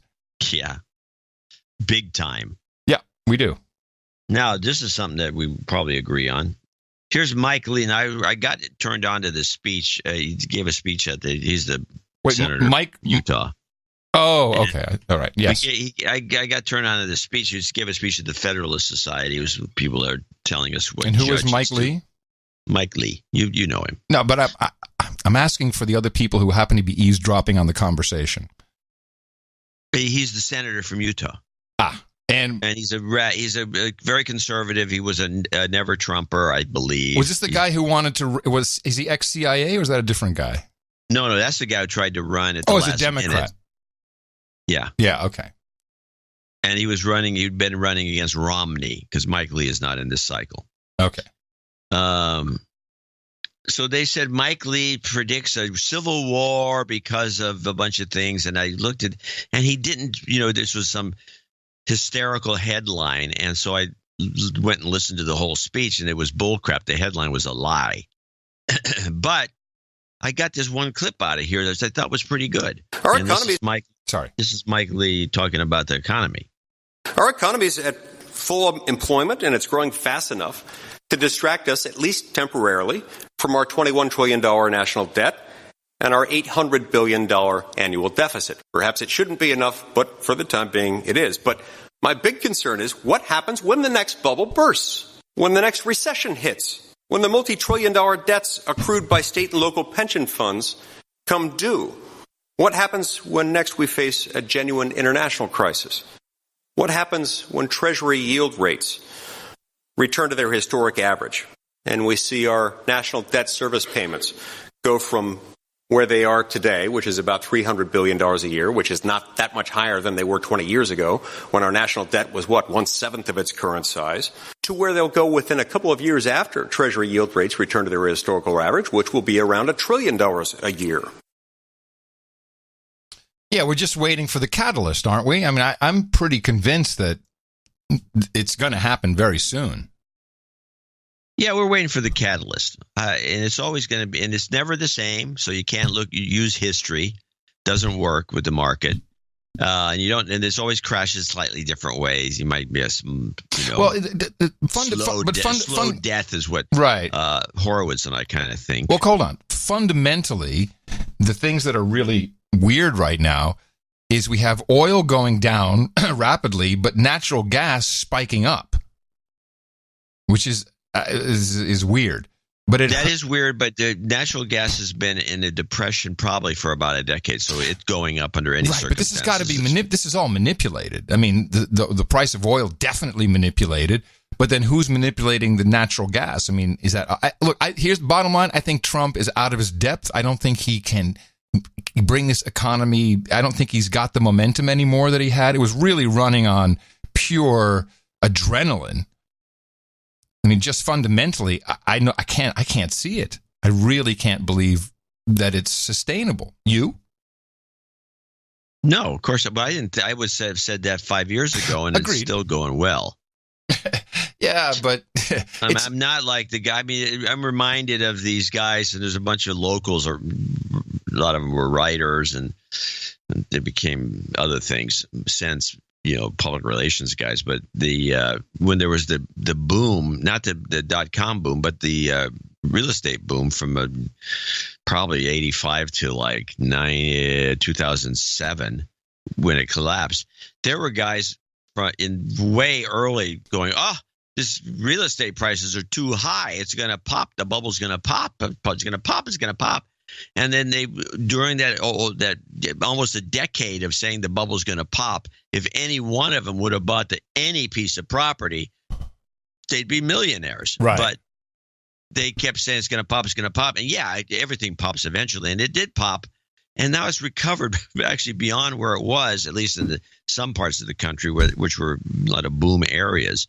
And, I don't know whether it's going to pop again or not, but you can't necessarily stay out. Yeah, but you're looking purely at real estate. I think it might be multi-dimensional. No, I'm looking at the market. I'm looking at the market more than real estate. I'm just saying, I'm just exemplifying this mentality where it's going to pop, it's going to pop, it's going to pop, and meanwhile it's going up and up and up, and you could have made some money if you'd just been in and got out. If you were nimble, which unfortunately people, I take a lot of this back what I just said, because unless you're with real estate, it's not so much of a problem because it doesn't move that much. But with the stock market, unless you're in it daily, you're a day trader or something, you can't get out fast enough. You wake up, you go to work, you come home, and the market's crashed. Yeah, but that's just a small percentage of the population. I mean, yes, of course you can make money speculating on stuff, but the economic collapse, that was just such a perfect storm where people could not pay their mortgages, and that just dominoed all the way through until we just had to create all this fake money and give it to the banks so that they could be good again. And then we put all the bad stuff somewhere else. Who just did that? Some other country just did that. I think it's Greece. Yeah, Greece just created a new special purpose vehicle, which has all the hallmarks of a junker. It's got no wheels, doesn't go anywhere. And it's an accounting trick. Just put the bad stuff in there. And didn't we do the exact same thing? Kinda. Yeah. So it would have to be something like that. Now, if it's slow by 1,000 cuts, like DH Unplugged says, I think that's, on one hand, it's not being able to pay student loans. That's pretty big. I mean, it's what, 1.5 trillion? That's pretty big. But that's a slow process of people not paying back. It's not really like, you run out of money and you go bankrupt. No, you're in school. You're still you still get your loan. Well, you're not paying back your loan while you're getting it. I understand. But I'm saying the people who are supposed to pay it back, or hook or crook, are paying it back since you can't get out of it. So, where is I think healthcare has got to be the one. That's what's bankrupting people. Well, I think I don't think, maybe. That could be. It's bankrupting me. Well, it's possible. But it seems to be, if you remember the 2007 and 8, I hope this isn't boring people. The 2007, 8, you remember that letters of credit weren't being accepted? Yes, and there was all this foreboding before that crash. Yeah, there were more signals, I agree. And there's not anything like that going on, but then again, before the 29 crash, I've looked at it enough, I think, I might be wrong. There wasn't anything. It just crashed. It happened, and then it bounced right back, but then it just drifted to the bottom.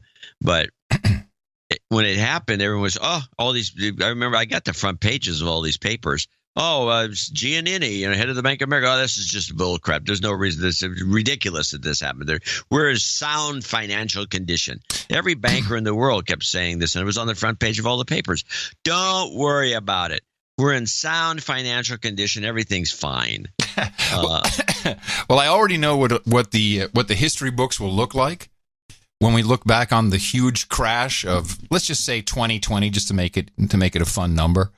When we look back at the historic crash and the deepest depression of all depressions ever, you'll see hipsters, with ratted, tattered clothing, dragging a half-dead dog behind him. And then there'll just be nothing but piles of e-scooters and other dockless bikes everywhere that no one can afford to use. And the companies all went bankrupt and can't afford to pick them up. Exactly. That's what it's going to look like. It'll be the best of times and the worst of times. Hey, but at least we can get somewhere cheap on a scooter. If the scooters still work. Yes. I didn't find that boring, actually. I enjoy thinking about those things. Well, I know I don't enjoy what it could be, but thinking through it. Well, luckily, they're talking about people trying to copy how we do business. Play this Canadian. This is from the CBC. Apparently, Canada is going into the hole because of us. But it wasn't all about economics. Tonight, we'll look at the politics involved, the breaks to help some media companies, and we'll ask the finance minister why it's all going to cost so much. Because one thing is certain, Canada will be going deeper in the red for years to come. The fall economic statement will be focused on things like competitiveness and the focus on drawing the benefit from the great trade deals we've been signing and moving forward on over the past years. To do this, the Liberals have come up with more than $16 billion in new investments and tax breaks for businesses. But that will mean continued deficits. Remember that promise to balance things by next year? Well, there is no balanced budget for the foreseeable future. All of this is essentially a response to an unpredictable U.S. administration, one with protectionist impulses, low corporate taxes, and very deep pockets. As David Cochrane explains, it's clear the Trudeau government has a lot riding on the outcome. The Honourable Minister of Finance. Like everything these days, Bill Morneau's fiscal update is a response to President Donald Trump. One series of measures to respond to U.S. tax cuts. To encourage businesses to invest in their own growth and create more good, well-paying jobs. Others to steer Canada away from its dependence on the U.S. market. Just because we share a trade agreement with the United States doesn't mean we'll always agree with their approach. Those are the goals. Here's how the Liberals want to get there. To stay competitive with the U.S., there are billions in tax cuts for businesses to help them expand and buy equipment over the next 5 years. A 100% write-off for manufacturing and processing equipment. A 100% write-off for clean tech investment. Tripling the write-off for all other business investments. There's also more than $1 billion to diversify trade, including cash to boost roads, rails, and ports to get goods to Asia and Europe. The Canadians will get the bill. But the Conservatives warn this all comes with a big cost. They are putting our future in a reckless state of danger by spending our tomorrow on their today. That's right. That's right. Or tomorrow. Now, the funny thing about this is a little thing they slipped in, which I thought was unique. I didn't realize how subsidized the media is in Canada. Oh, yeah. And the CBC, I guess, gets over almost $1.5 billion a year, which is a nice operating budget. You know, the BBC is multiple billions. It's ridiculous. Multiple billions. But they're apparently going to go overboard and give almost $1 billion to just any old media company. Giving money to the media. Hey, can we get in on this? I was hoping we cover maybe Canada. We should move the podcast to Canada. And in an age when journalists around the world are being accused of producing fake news, the Trudeau government has decided to invest in local news. Nearly $600 million over the next 5 years to support media outlets struggling with dwindling revenues. It includes a 15% tax credit to encourage Canadians to subscribe to digital news media and giving charitable status to nonprofit news outlets to help them fundraise. But perhaps the most important measure, a new tax credit to help cover the labor costs of producing original news content locally. Wow. You know The Rebel? You know them? Yeah. The Rebel Media? Right. So this is a link from the troll room, but I opened it up. Justin Trudeau is buying Canadian media, they say. A key question Apparently that remains. The Rebel's not getting any of the money. No. They say we're not for sale. That's their stance. Yeah, so they're not getting any of the money. Well, they're saying they don't want it. A key question that remains unanswered for now is which organizations will be eligible for the new measures and which ones will be excluded. I think you're right. The government said the package will aim to help, quote, trusted news organizations. Yes. Let me translate that into plain English. There's an election next year, and if you're a journalist who wants in on Trudeau's slush fund, he has to know he can trust you. So, no tough questions for Trudeau or his cabinet. No embarrassing investigations. You must demonize any Trudeau critics as bigoted, homophobic, or Islamophobic. And you have to promote Trudeau's policies on everything from the carbon tax to open border mass immigration. So here would be a fun test.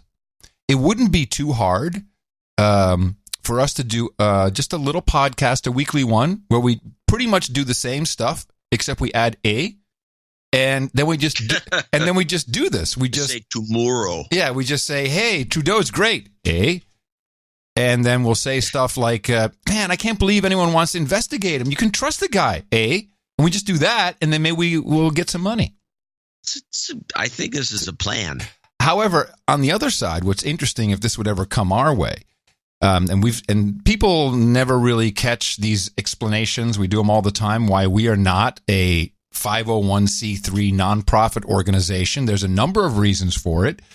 One, which you recently explained on the Grimerica show, which people should go listen to, is one of the most recent episodes.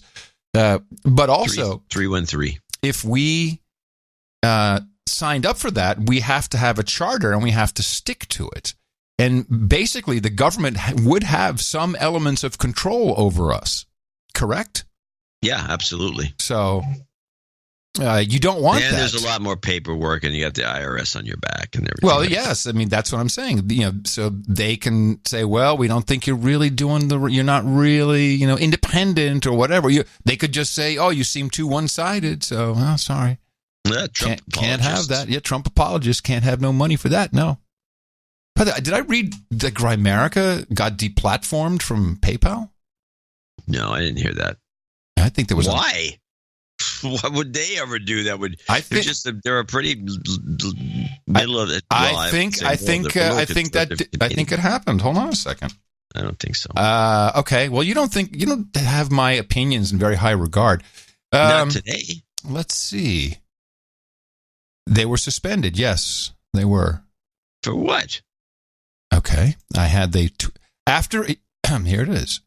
They posted a screenshot. You can no longer do business with PayPal. After a review, we decided to permanently limit your account as we found potential risk associated with it. Risk. Therefore, we will put a hold. I guess they had a 180-day hold on the money too. Jeez. Yeah, I've heard that. And now I don't know if they're back or not. Well, maybe they are back now. There definitely was some problem. No, it could have been who knows what. But, this is part of what I think is very, it's interesting times to live in when you have a lot of services and a lot of fundamental things that we come to rely on are technology-based.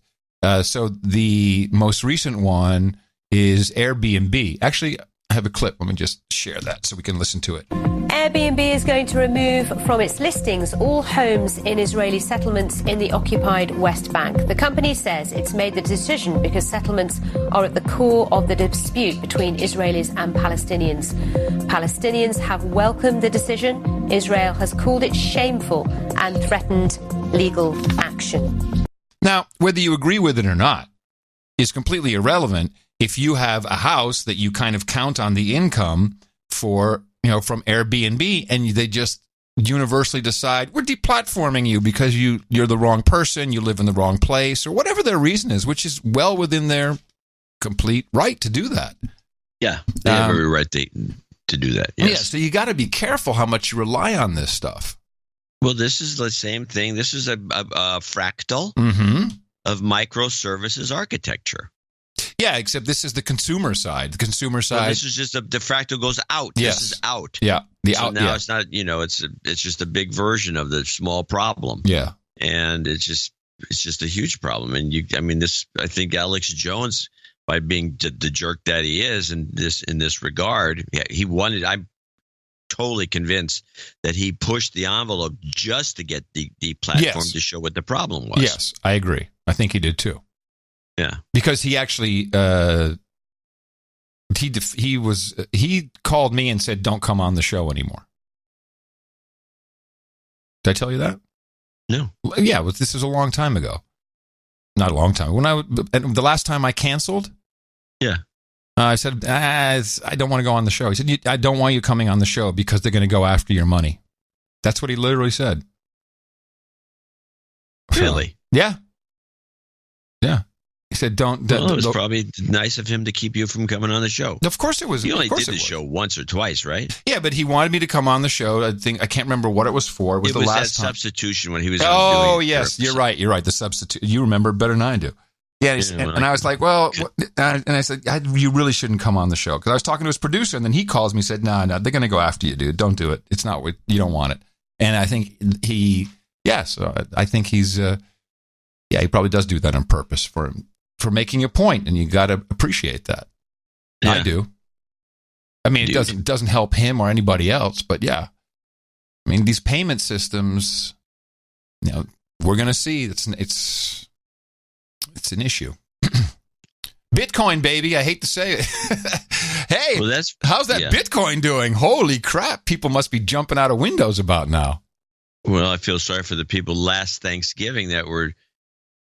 Oh, it was going up to... It was probably 15,000 Thanksgiving last year, wasn't it? It was going... I was on the way. That was the year that, I think it was Horowitz who had this anecdote about all these youngins, the Bitcoin nutballs going to their Thanksgiving dinner with their... Lambo. Get into Bitcoin, get them all jacked up, all the old folks jacked up about Bitcoin, and then this Thanksgiving is going to be a little different. You broke me, son. I took your advice, and now I'm broke. Me and your mom are living in a shelter. So what is it now? It is now 45-25. It was around 42 the last time I looked. Yeah, it was around 65 2 weeks ago. Here's my favorite response. Let me see. Was it really about I think you're right. It was near Christmas time. You're right. That's when it went up to 18,000, almost 20,000. Yeah. Here's the response I like the best. Hey, 1 Bitcoin is still worth 1 Bitcoin. It's my favorite. It's my favorite response because it's true. If you use it purely as a transmission mechanism and you're in and out, it's fantastic. So much more efficient than banking. Yeah, well, I don't know about the efficiency part. Yes, very efficient. You're going to argue that you can send money within 20 minutes to someone guaranteed through Bitcoin versus 3 days rigmarole with banks? But pop money is pretty efficient. And not internationally. It doesn't work internationally. Could be. No, it is so. I know because I have a daughter and we transfer money. Usually the wrong way. Usually the wrong way from me to her. That's usually the bad transfer. Oh yeah, it's because you're financing terrorism. Yeah. Yeah, it's a very efficient payment network. For not for buying stuff, but for just transferring money. I think it's fantastic. So apparently in Canada they also have a problem with depression. Not the depression, which is what we're talking about, but we're switching back to depression. Mm-hmm. And so the Canadians, I get a kick out of this. I'm not going to do this Canadian thing forever, but I got kind of a kick out of some of these stories. I want you to play these clips about depression and play this one, just another word for lobotomy. Close to 1 million Canadians live with depression that actually resists treatment. Shock therapy has long been considered an effective approach, but it can come, obviously, with serious side effects. So doctors are exploring less invasive treatments that go straight to the source of the problem. Cass Brucey explains. It's hard to beat some quality time with your son. You can throw it a little bit harder at me. For Sky Saslov, it's a welcome break. Look at your target. For the past several years, she struggled with debilitating depression. I don't even know how to explain it because it's not angering. It's frustrating. Saslov has what's known as treatment-resistant depression. Sorry, interference.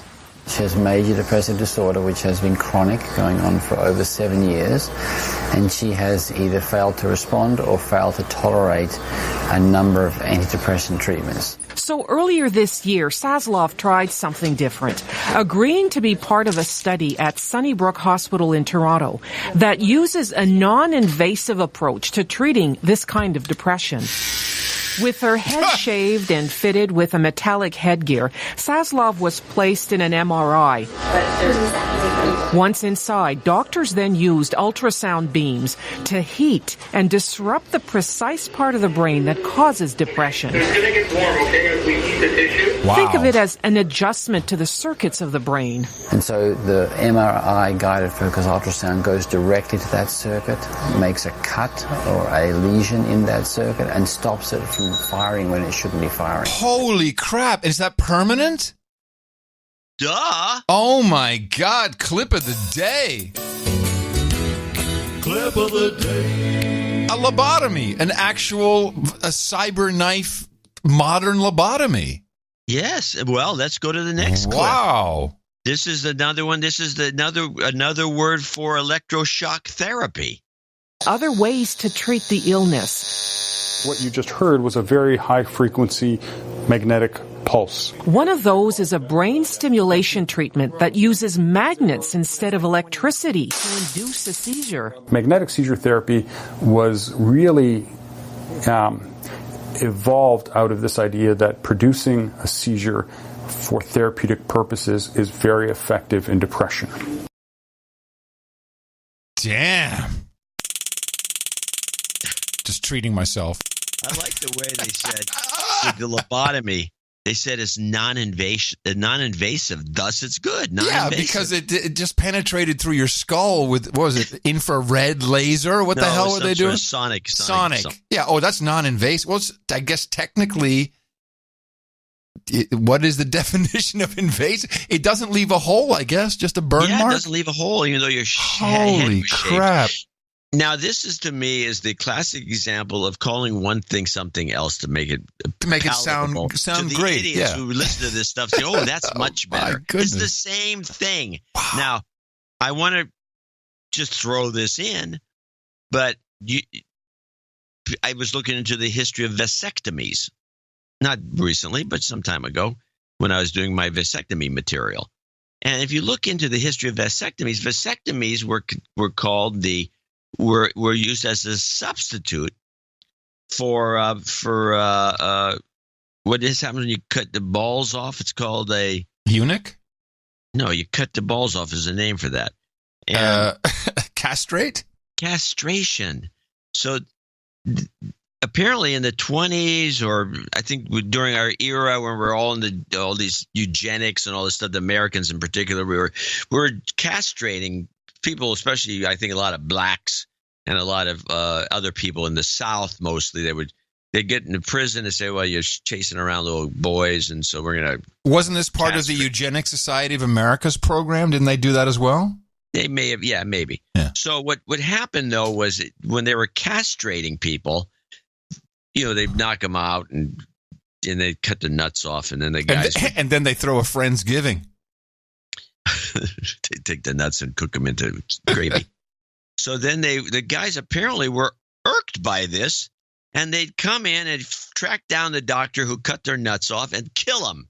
And this was becoming a real problem. If you're a doctor.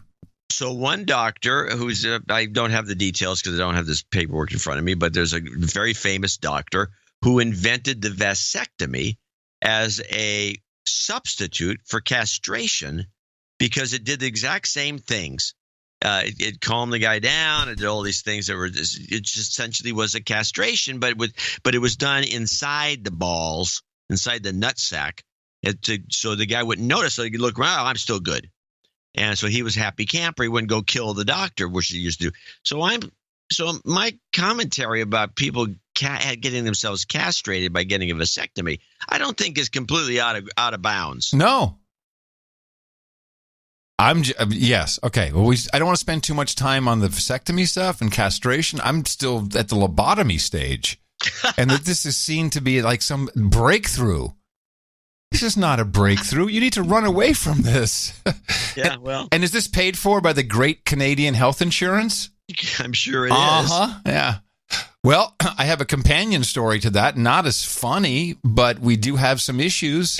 A well-known drug thought to reduce PTSD symptoms and suicidal thoughts could actually make them worse. A new study tracked patients who took Prazosin for 8 weeks and found the drug worsened nightmares and didn't do much to lessen suicidal thoughts. 2 of the participants had to undergo emergency inpatient psychiatric care, though no one attempted suicide during the study. The results back up a study from earlier this year that also showed Prazosin brought on new or worsened suicidal thoughts in 8% of military veterans suffering from PTSD. How about that? Some kind of big pharma thing that is making it worse instead of better. Surprising. Yeah, I'm stunned. Maybe they should. How do you find information like that? Maybe they should go over to Scandinavia and get you one. What's the name of that procedure? I don't know. Oh, come on. Didn't they mention it in the clip?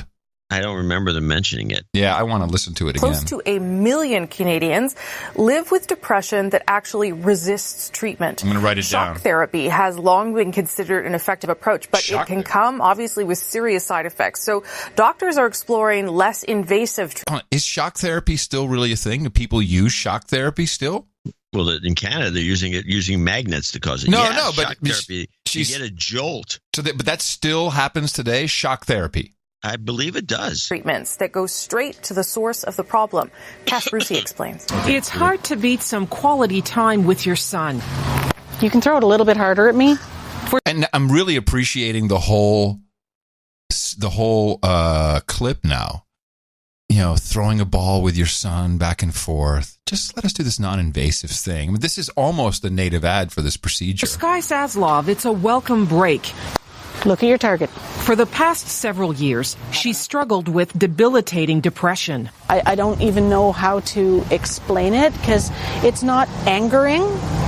It's frustrating. Sounds like Trump syndrome.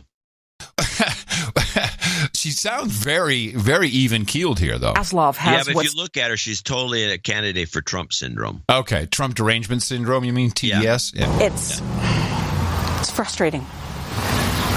Saslov has what's known as treatment-resistant depression. Treatment-resistant depression, which means their shit doesn't work on her. Treatment-resistant, so it's TRD. Sorry, interference. She has major depressive disorder, which has been chronic, going on for over 7 years. By the way, stop a second. In the clip, she's throwing a ball back and forth with her kid. And she's, saying, look at the target. She's saying a bunch of dumb stuff nobody does when they play catch. It sounds like her kid is a retard. That's the problem with the clip. But she throws he's a little kid.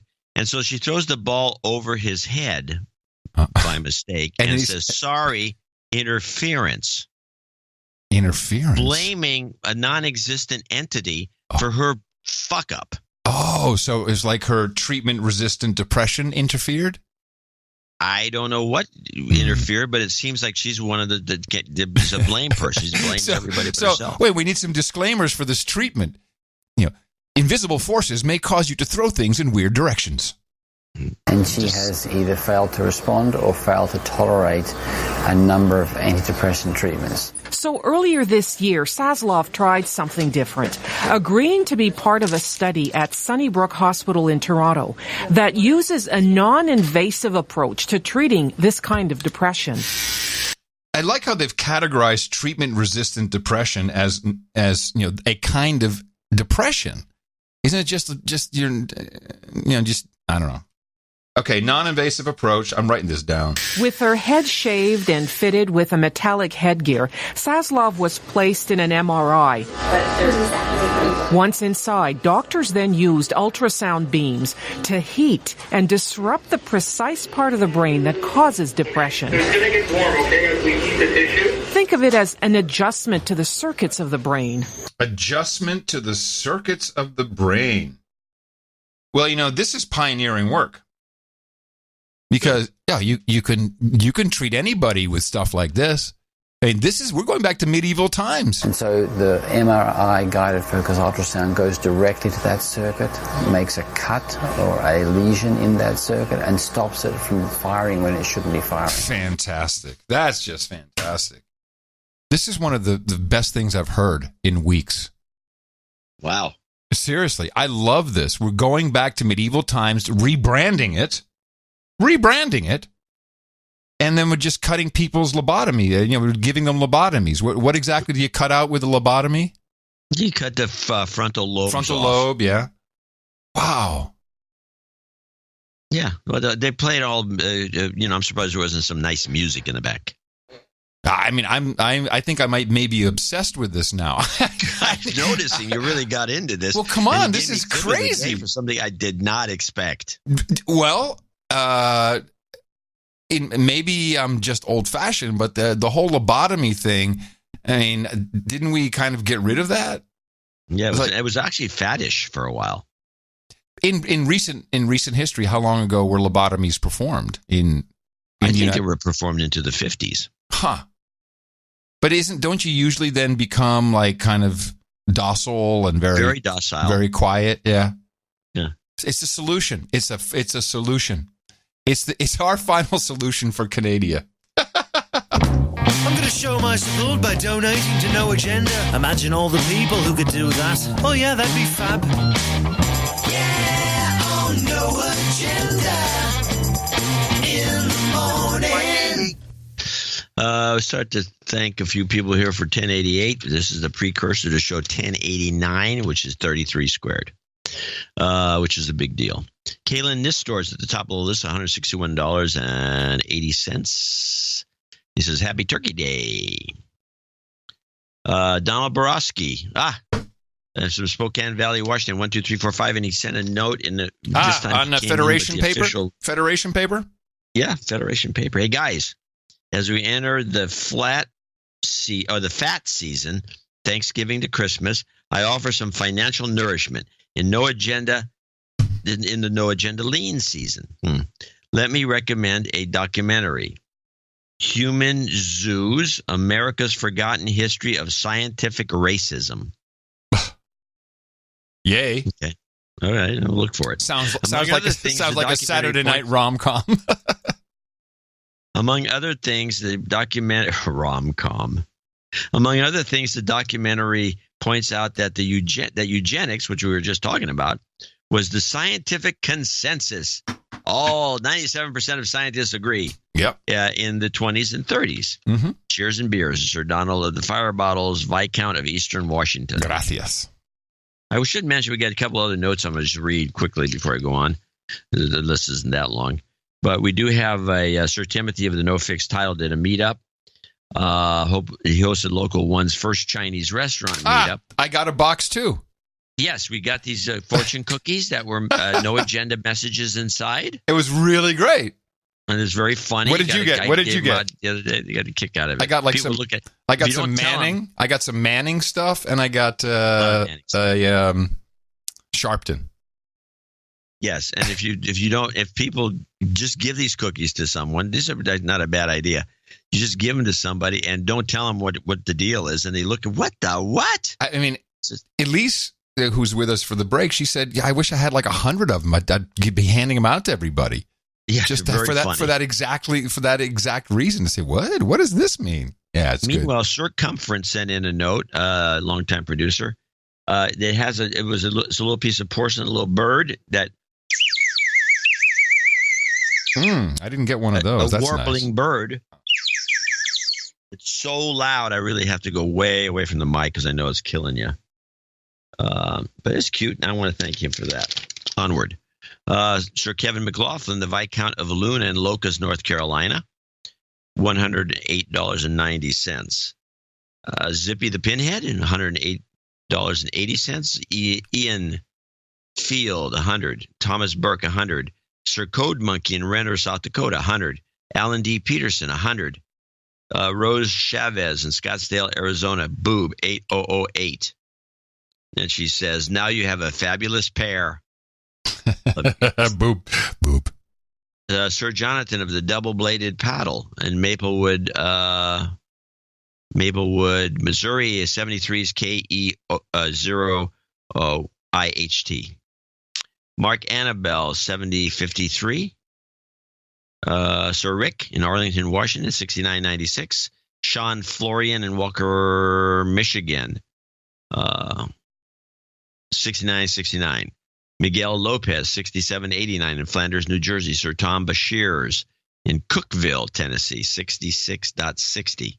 Donald Napier, 66.60. Angela Castaneda in Henderson, Nevada. Dame Angela. Hey. Dame Angela, 60. Andrew Thompson, 5678. He's donation from the Night of the Blue Water area. I hope Adam returns safely from the tyranny of the EU. Yes, it was tough. They scanned my retinas on the way out. Daniel Smith, double nickels on the dime. Chris Kincaid, double nickels on the dime. Jason Petrie, double nickels on the dime with a happy Thanksgiving. J. Robert Ballard in Redding, California, 51. Sir Carl with a K, Rochester, New York. David Corbinu, 5033. Sir Carl was 5033 too. Andrew Benz, 5005 from Imperial, Missouri. And finally, these are all $50 donors, name and location, starting with Sir Patrick Maycom in New York, Andrew Guzik in Greensboro, North Carolina, Jason Ron in Ship Bottom, New Jersey, Ronald Sedario, parts unknown, George Wojcik, I'm guessing, in Universal City, Texas. Where is that? Universal City, Texas, don't know. Chris Whidden in Millboro, Virginia, I think is a sir. Sir Other Brother in Norman, Oklahoma. Sir John Height in Folsom, California. Dennis Price in Pine Grove, California. Jess Moore. Alan Bowes in Langley, BC. Gary Quinn in parts unknown. And last but not least, Daniel LaBoy in Bath, Michigan. I want to thank all these folks for supporting us and producing show 1089. 1088, the precursor to 1089, which is 33 squared. That's the big show for Sunday, 33 squared. Big show. Big number. A little bit of housekeeping before we thank everyone under $50. We have had a spam issue, it seems, amongst a lot of members of the No Agenda family. You're getting blamed for it. It's not your fault, but I think we've both looked into this. People are receiving an infected Word document apparently coming from you, which it is not. Also, your machine is not infected. In fact, I don't think it has anything to do with your email, other than they're using your email address as a confidence hack. Well, they are using old emails sent into the show and sent from other people up from about a year ago. Right, but I think that's from people's own machine. Oh, that could be. Yeah, I think once you get the virus in a doc, then you start sending stuff. I mean, it goes back and forth between people now too. It's like very weird, but at no point do I see anywhere in the headers your email server, your service, or any of that used. But it's really crap because everyone is emailing me saying, John's got a virus. They're emailing me too. Yeah. Well, no, a lot of people are afraid to email you, and they email me. I'm afraid to email him because I got a virus from him. Oh, that's funny. No, it's not I didn't get a virus. Usually that doc file it doesn't work. And the thing is, if the document was any good, first, okay, let's put it this way: if there was a virus, we'd be putting donate to the show in the attached document.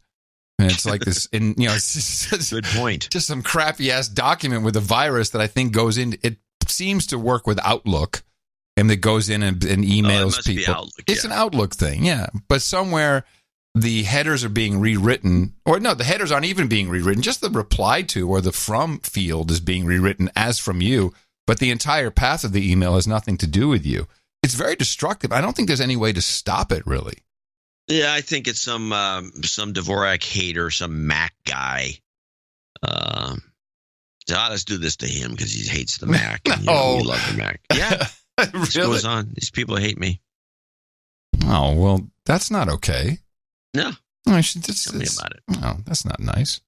All right. Well, so anyway, just so everyone knows, there's really not much we can do with it. Yeah, if you see Dvorak.doc, I'm not mailing anything out that says that. No. And I love when people, hey, I looked at this document. There's nothing in it. I sent a copy to you. Thanks. Thanks. Don't want that. All right. So we can't do much about that, but eventually I think it'll go away if people just stop emailing to other people. That's probably a good idea. And I would like to thank everyone who supported the show today, including those under $50, typically for reasons of anonymity, but we do have people on our subscriptions. You can check those out at Dvorak.org/NA. It is very important to keep the show, just to keep it running. As you can see, we're here, Thanksgiving Day. Not a holiday everywhere, we realize that. So still reason to bring you a show. And for the people in America, kind of an extra bonus. Although we have kind of a light showing in the troll room today, but understandable. And again, another show Sunday. Please show your value for our value by going to Dvorak.org/NA. Jobs/NA. And a couple of karmas to take care of. Jobs, jobs, jobs, and jobs. Let's vote for jobs. You've got karma.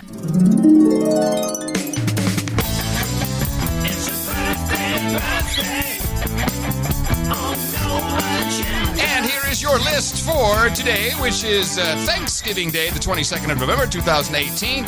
As we start off with a belated one that's for in the future, we're going to say that Andrew Davis, we didn't do this on the last show, really wants to say happy birthday to his smoking hot wife, Emma, who celebrates today. And Paul Love, we heard him earlier, saying happy birthday to his oldest son, who turns 18 today. And Renee Latour says happy birthday to his smoking hot wife, Corinne Lynn Latour. Please send some bottles of your product, and happy birthday from all your buddies here at the best podcast in the universe. And then we have one knighting to do, so this is always exciting. If you can grab your blade, we'll get that done. We need to... Hello? I got it here. I put some... Well, yeah, you need to put that, some ranch hand. Paul Love! Podcasting pioneer! PD, Paul Love. Thank you very much, Paul. You have joined the exclusive ranks of the No Agenda Roundtable for your contributions that total over $1,000. I know you've done it for a long time. We really appreciate it. And I hereby pronosticate the Sir Daddy Cast of the Love House. And you are welcome at the roundtable where we have Hookers and Blow, Rent Boys and Chardonnay, Croft, Ship and Cane Breaks, Single Malt Scotch, Early Times and BF4. We've got Harlots and Haldol, Redheads and Rise, Cowgirls and Coffin Varnish, Rubenesque Women and Rosé, Geishas and Sake, Vodka and Vanilla, Bong Hits and Bourbon, Cycling, Sparkling Cider and Escorts, Ginger Ale and Gerbils, and Mutton and Mead, a big favorite for all the knights and dames at the round table. You can get your mutton and mead, and more importantly, your ring, your sealing wax, your certificate, all by going to noagendanation.com/rings. Fill in the forms, send off the information to Eric the Show. We'll get that out to you as soon as possible. And thank you all for supporting the No Agenda Show. After all, you're producers. It's what you do. We appreciate it. Dvorak.org/NA. Obama had a big conference, a big hoo-ha. The Obama Foundation. Oh, yeah, here he goes. You saw this? No, but here's the Obama going in the direction, following in the footsteps of Bill. Yeah. Yes. He does. Well, he might. He can work. He can make some money on it. Now, the Daily Mail, interestingly, had this big headline saying, Obama says Trump has mommy issues. So I go and I listen to their little clip there that they've clipped out of context. It was not at all about Trump. But it was kind of funny. It was about climate change and about all of us. I mean, I didn't take it as a dig at Trump, but that's what the Daily Mail thought. But here's what he said. Emissions by, let's say, 30%. Without any, it's not like we'd all have to go back to caves and, live off, fire. We could have electricity and smartphones and all that stuff, which would buy us probably another 20, 30 years for that technological breakthrough that's necessary. The reason we don't do it is... Hold on. What is he talking about? Is there a technological breakthrough that's coming in 20, 30 years? Or are we just going to start nuclear now? Well, I don't know what he's talking about. We'll wait. Probably another 20, 30 years for that technological breakthrough that's necessary. The reason we don't do it is because we are still confused, blind, shrouded with hate, anger, racism, mommy issues. Yeah, I mean... So he may actually mean Trump there to the insiders, the people who are chuckling, I guess, but I didn't take it that way. Isn't he talking about all of us? We're all... Yeah, he's basically reading Twitter. We are fraught with stuff. And so if that's the case, then the single most important thing that we have to invest in is not all, and look, I'm a huge supporter of science and technological research and social science and evidence-based learning and all that good stuff. Good stuff. People call me Spock for a reason. I believe. Hold on. When did people start calling him Spock for a reason? Nobody calls him Spock. He says he said right there, people call me Spock for a reason. Damn. And all that good stuff. People call me Spock for a reason. I believe in reason and logic and all these Enlightenment values.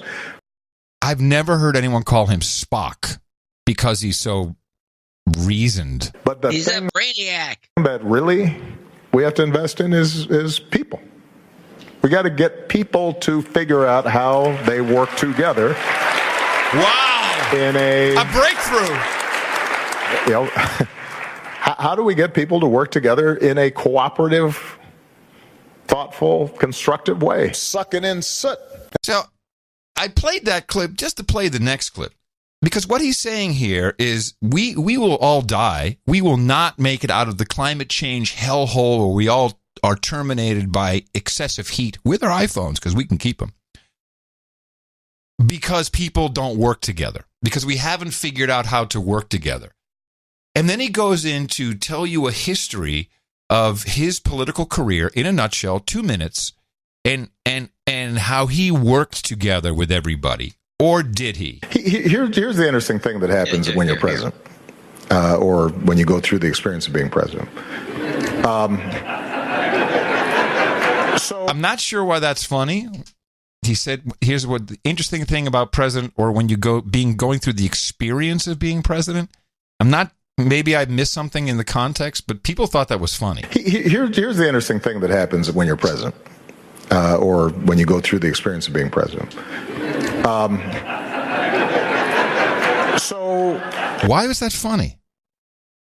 Do you have any idea? What he's saying, I think what this audience is thinking he's saying, and Yeah. he's trying to say it, but he's not saying it, is that I was president. Donald Trump just went through the experience. He's not president. He's not my president. He's no good. Got it. Remember, we're talking about working together with people you may not agree with, working together to save humanity. Here's how he did it.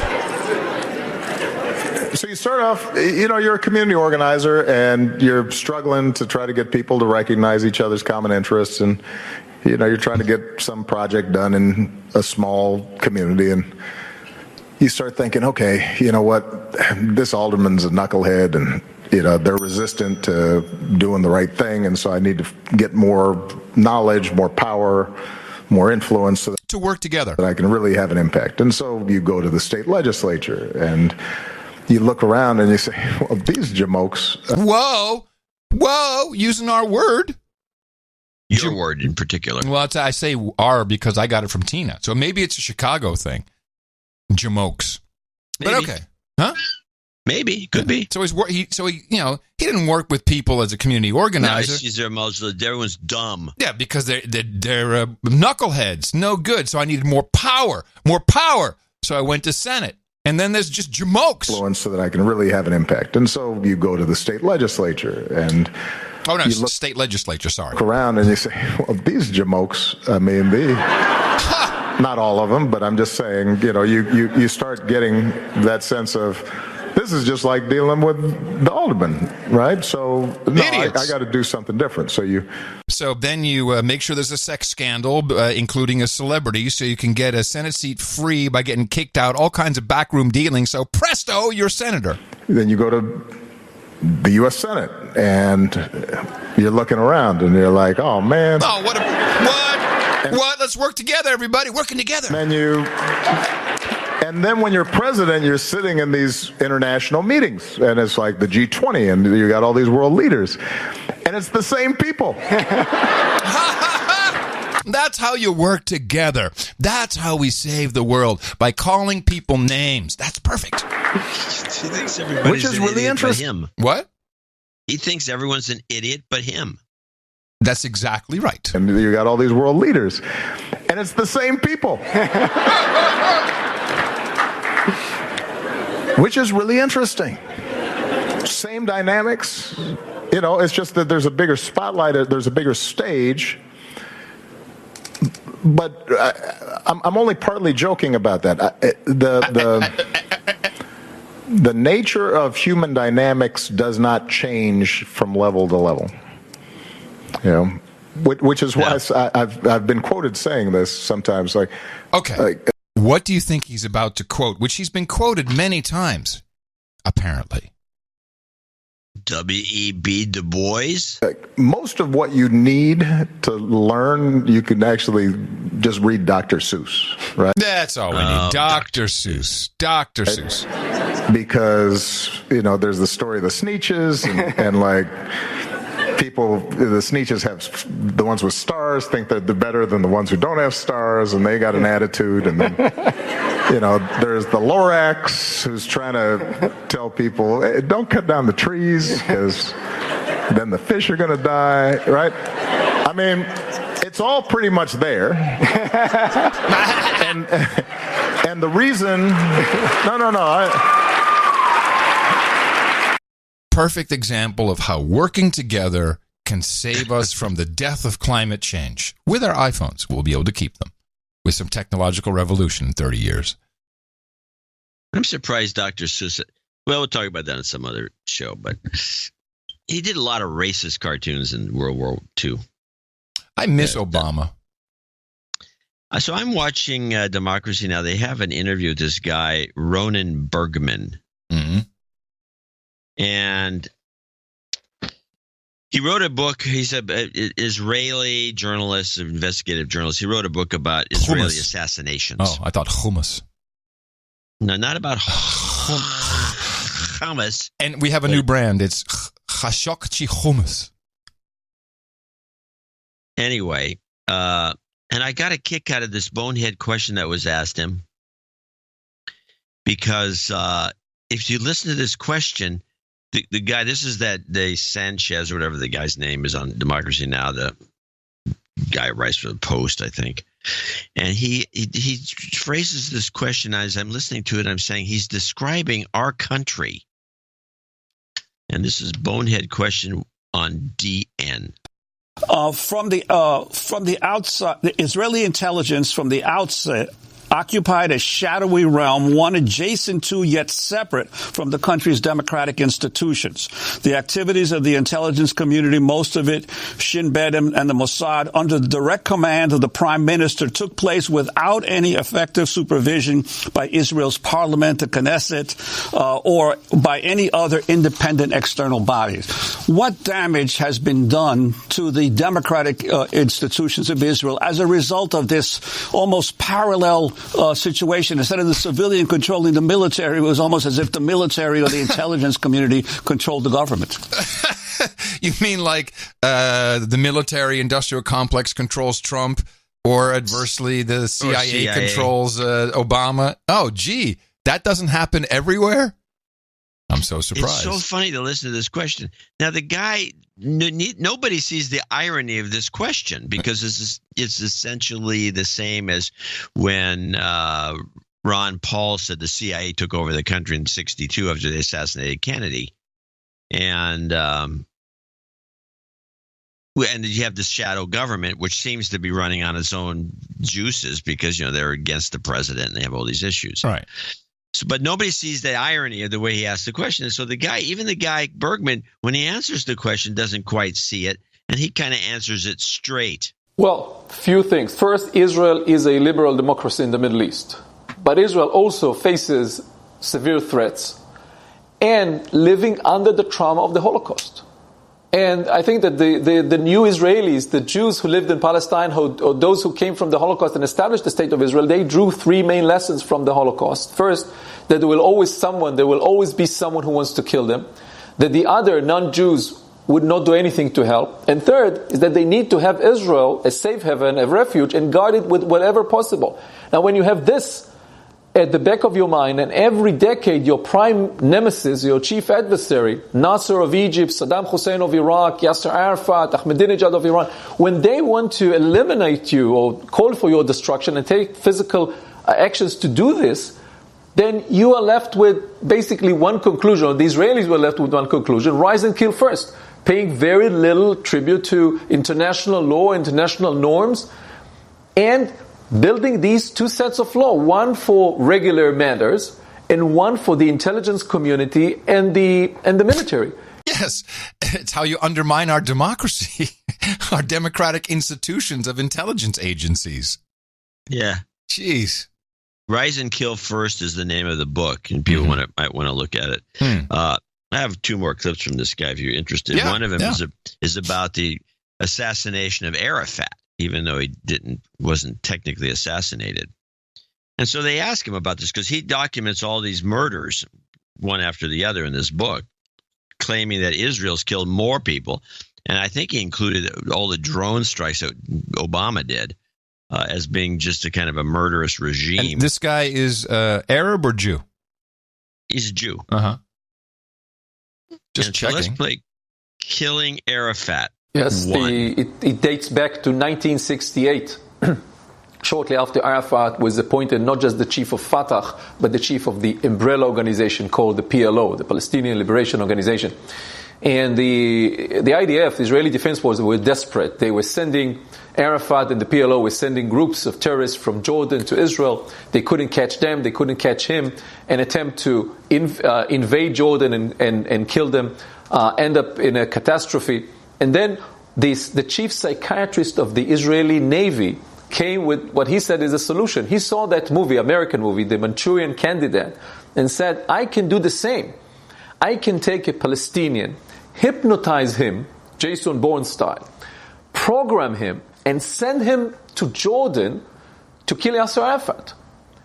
And believe it or not, the chiefs of Israeli intelligence, military intelligence and Mossad, took that very seriously. They gave him a Palestinian prisoner who fit the profile that the psychiatrist thought would be suitable for such a process. They gave him a training facility with live ammunition, and for months he trained that person until one night he said, okay, he's okay, he's done, he's fully programmed. That Palestinian crossed the Jordan River, and after crossing, he signaled a gun and okay to his master, to his psychiatrist, and he carried the gun and a walkie-talkie, a wireless communication device, and the psychiatrist said he's now going to kill Arafat. This was something like 1 a.m.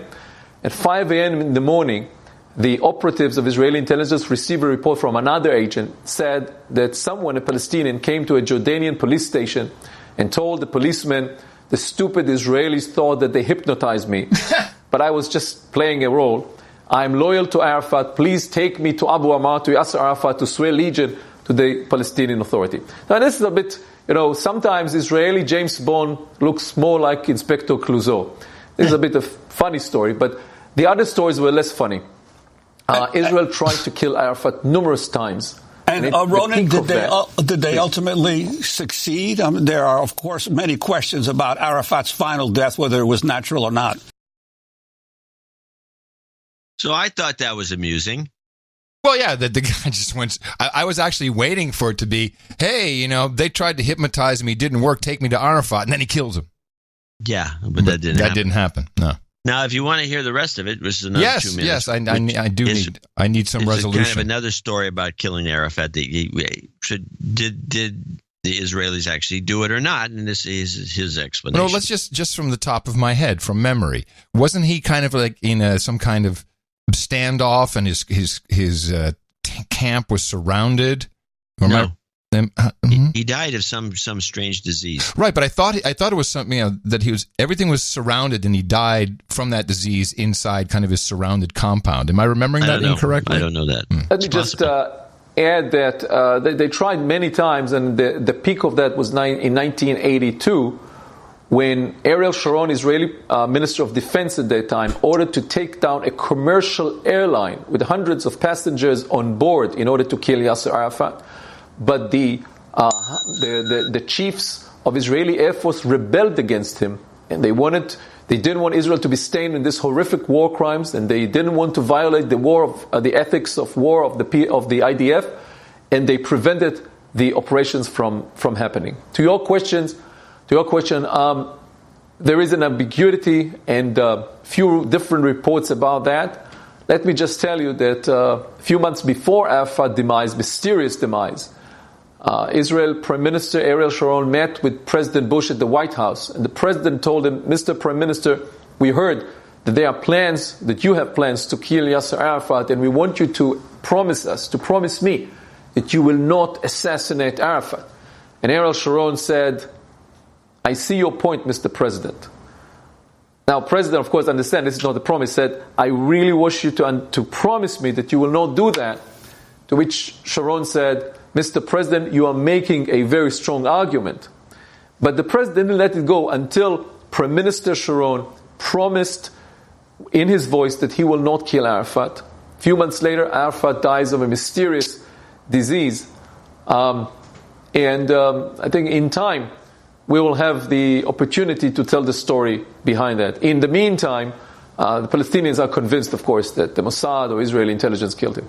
The reason to hide the real story was not because of the Palestinians, but because this would be a striking violation to a very clear promise by Israeli Prime Minister to an American president. Is that so? Which this reminds is his me book. of, Is his book about Arafat, or what is his book about? Is that something? No, it's about all. It's a document of all the assassinations the Israelis have done, and hummus, a little hummus in there. I'm going to read that. I'm just looking at the theories of Arafat's death. There's quite a number of them. Yeah. Interesting. All right. I don't have. That was enlightening. Yeah. Oh, yeah. It's very, very enlightening. It's lighthearted too. Just a final bit, because the papers were filled with it when I was leaving London, is that MI6 is very worried about what would be disclosed if President Trump should actually open up a lot of this Russiagate investigation. In particular, what role MI6, British intelligence, played in helping, I think, put together the report that led to Carter Page's wiretap and a couple other issues. Right. And this is, of course, not being really reported on much at all. As not here. At New York Times, anyone done anything? Wall Street Journal? No one's going to do anything. And what they're saying is it boils down to exposure of people. We don't want to reveal sources and methods. So somehow the British intelligence appears to have been, I would use the word meddling in our elections. I would think so. Now they got their tit in the ringer, as they like to say. Right. But why do we not have a single, okay, besides the fact... You're asking me, of course, you're just joking when you I was going to say, why doesn't newspapers, the Washington Post and the New York Times are pretty much dominated by CIA employees. Yes. So this professional courtesy is what you're saying. Yeah. Well, your No Agenda show is reporting on it, what we can, but there's not very much. In fact, that Guardian article that I got it from is behind a firewall or paywall. You can only get it if Yahoo reprinted it. And see, there's also a Telegraph article about it. But the Brits are talking about it, but we're not doing our typical copy and paste into the U.S. publication. But it does seem that there's some fishy business going on. Yeah, heads should roll. Final clip for me. You have a new mayor in San Francisco? About 3 months the mayor's been in office? How long has the new mayor been in? Maybe 6 months. It's 3. 3? About 3. You're right, 3. Yeah. So what's her name? I really don't remember. Bravo Charlie, I think is her name. What's her name? I can't remember her name. It's something crazy. Okay.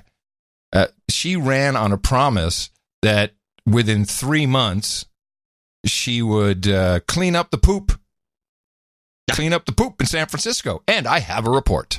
Earlier this year, we surveyed 153 blocks of downtown San Francisco and uncovered a dangerous mix of trash, needles, and feces.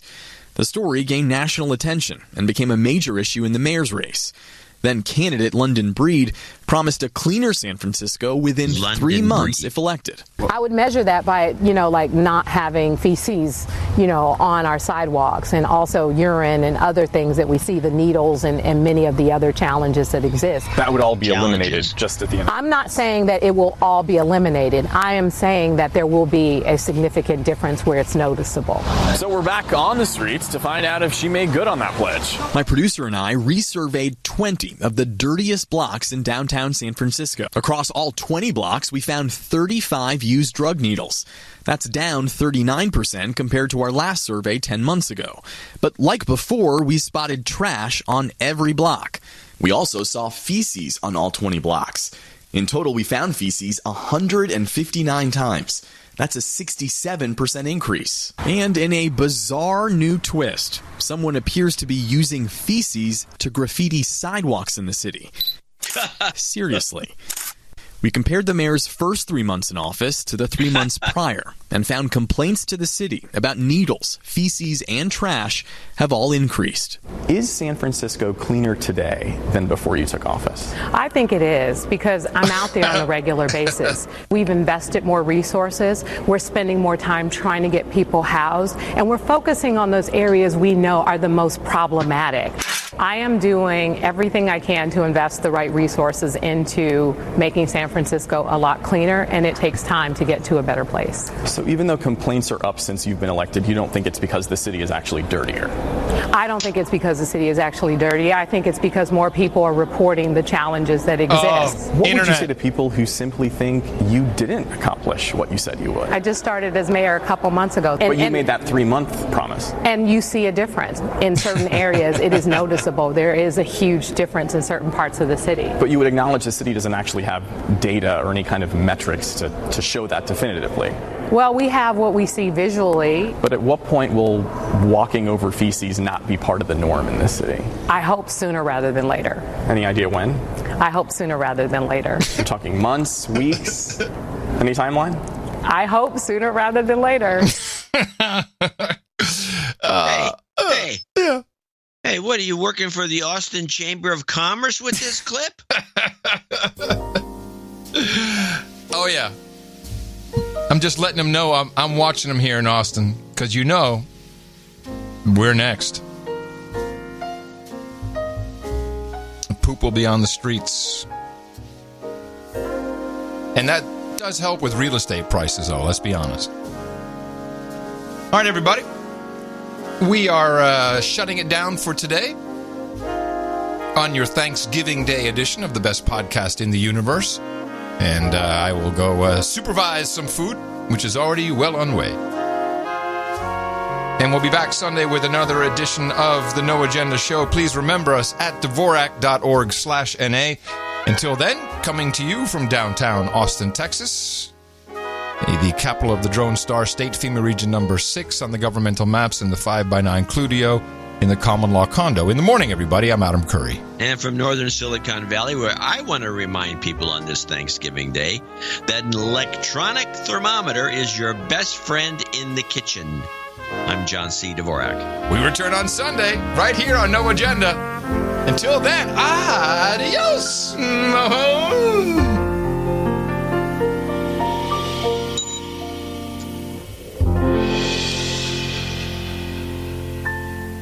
Donate to a No Agenda. They give us shows week after week. Donate to a No Agenda. It's a show that's really unique. Donate to a No Agenda. Listen to John and Adam speak. Donate to a No Agenda. Science is turning into a clique. Come on.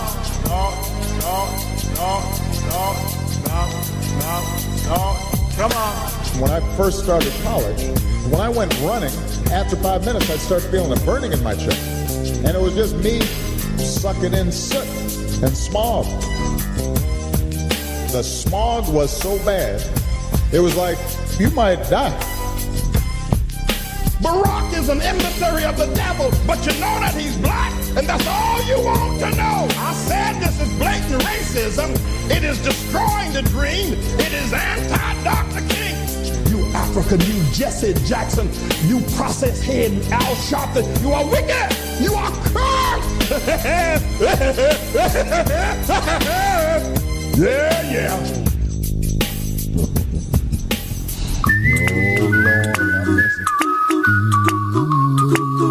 Don't worry. Be happy. Don't worry. Be happy. He's getting lunch at Chick-fil-A. The tortoise in the race. Kim Kardashian, Sigourney Weaver, Rush, R-E-S-P-I-C-T. They're all jitty, R-E-S-P-I-C-T. There's no real conflict. Resist. We must.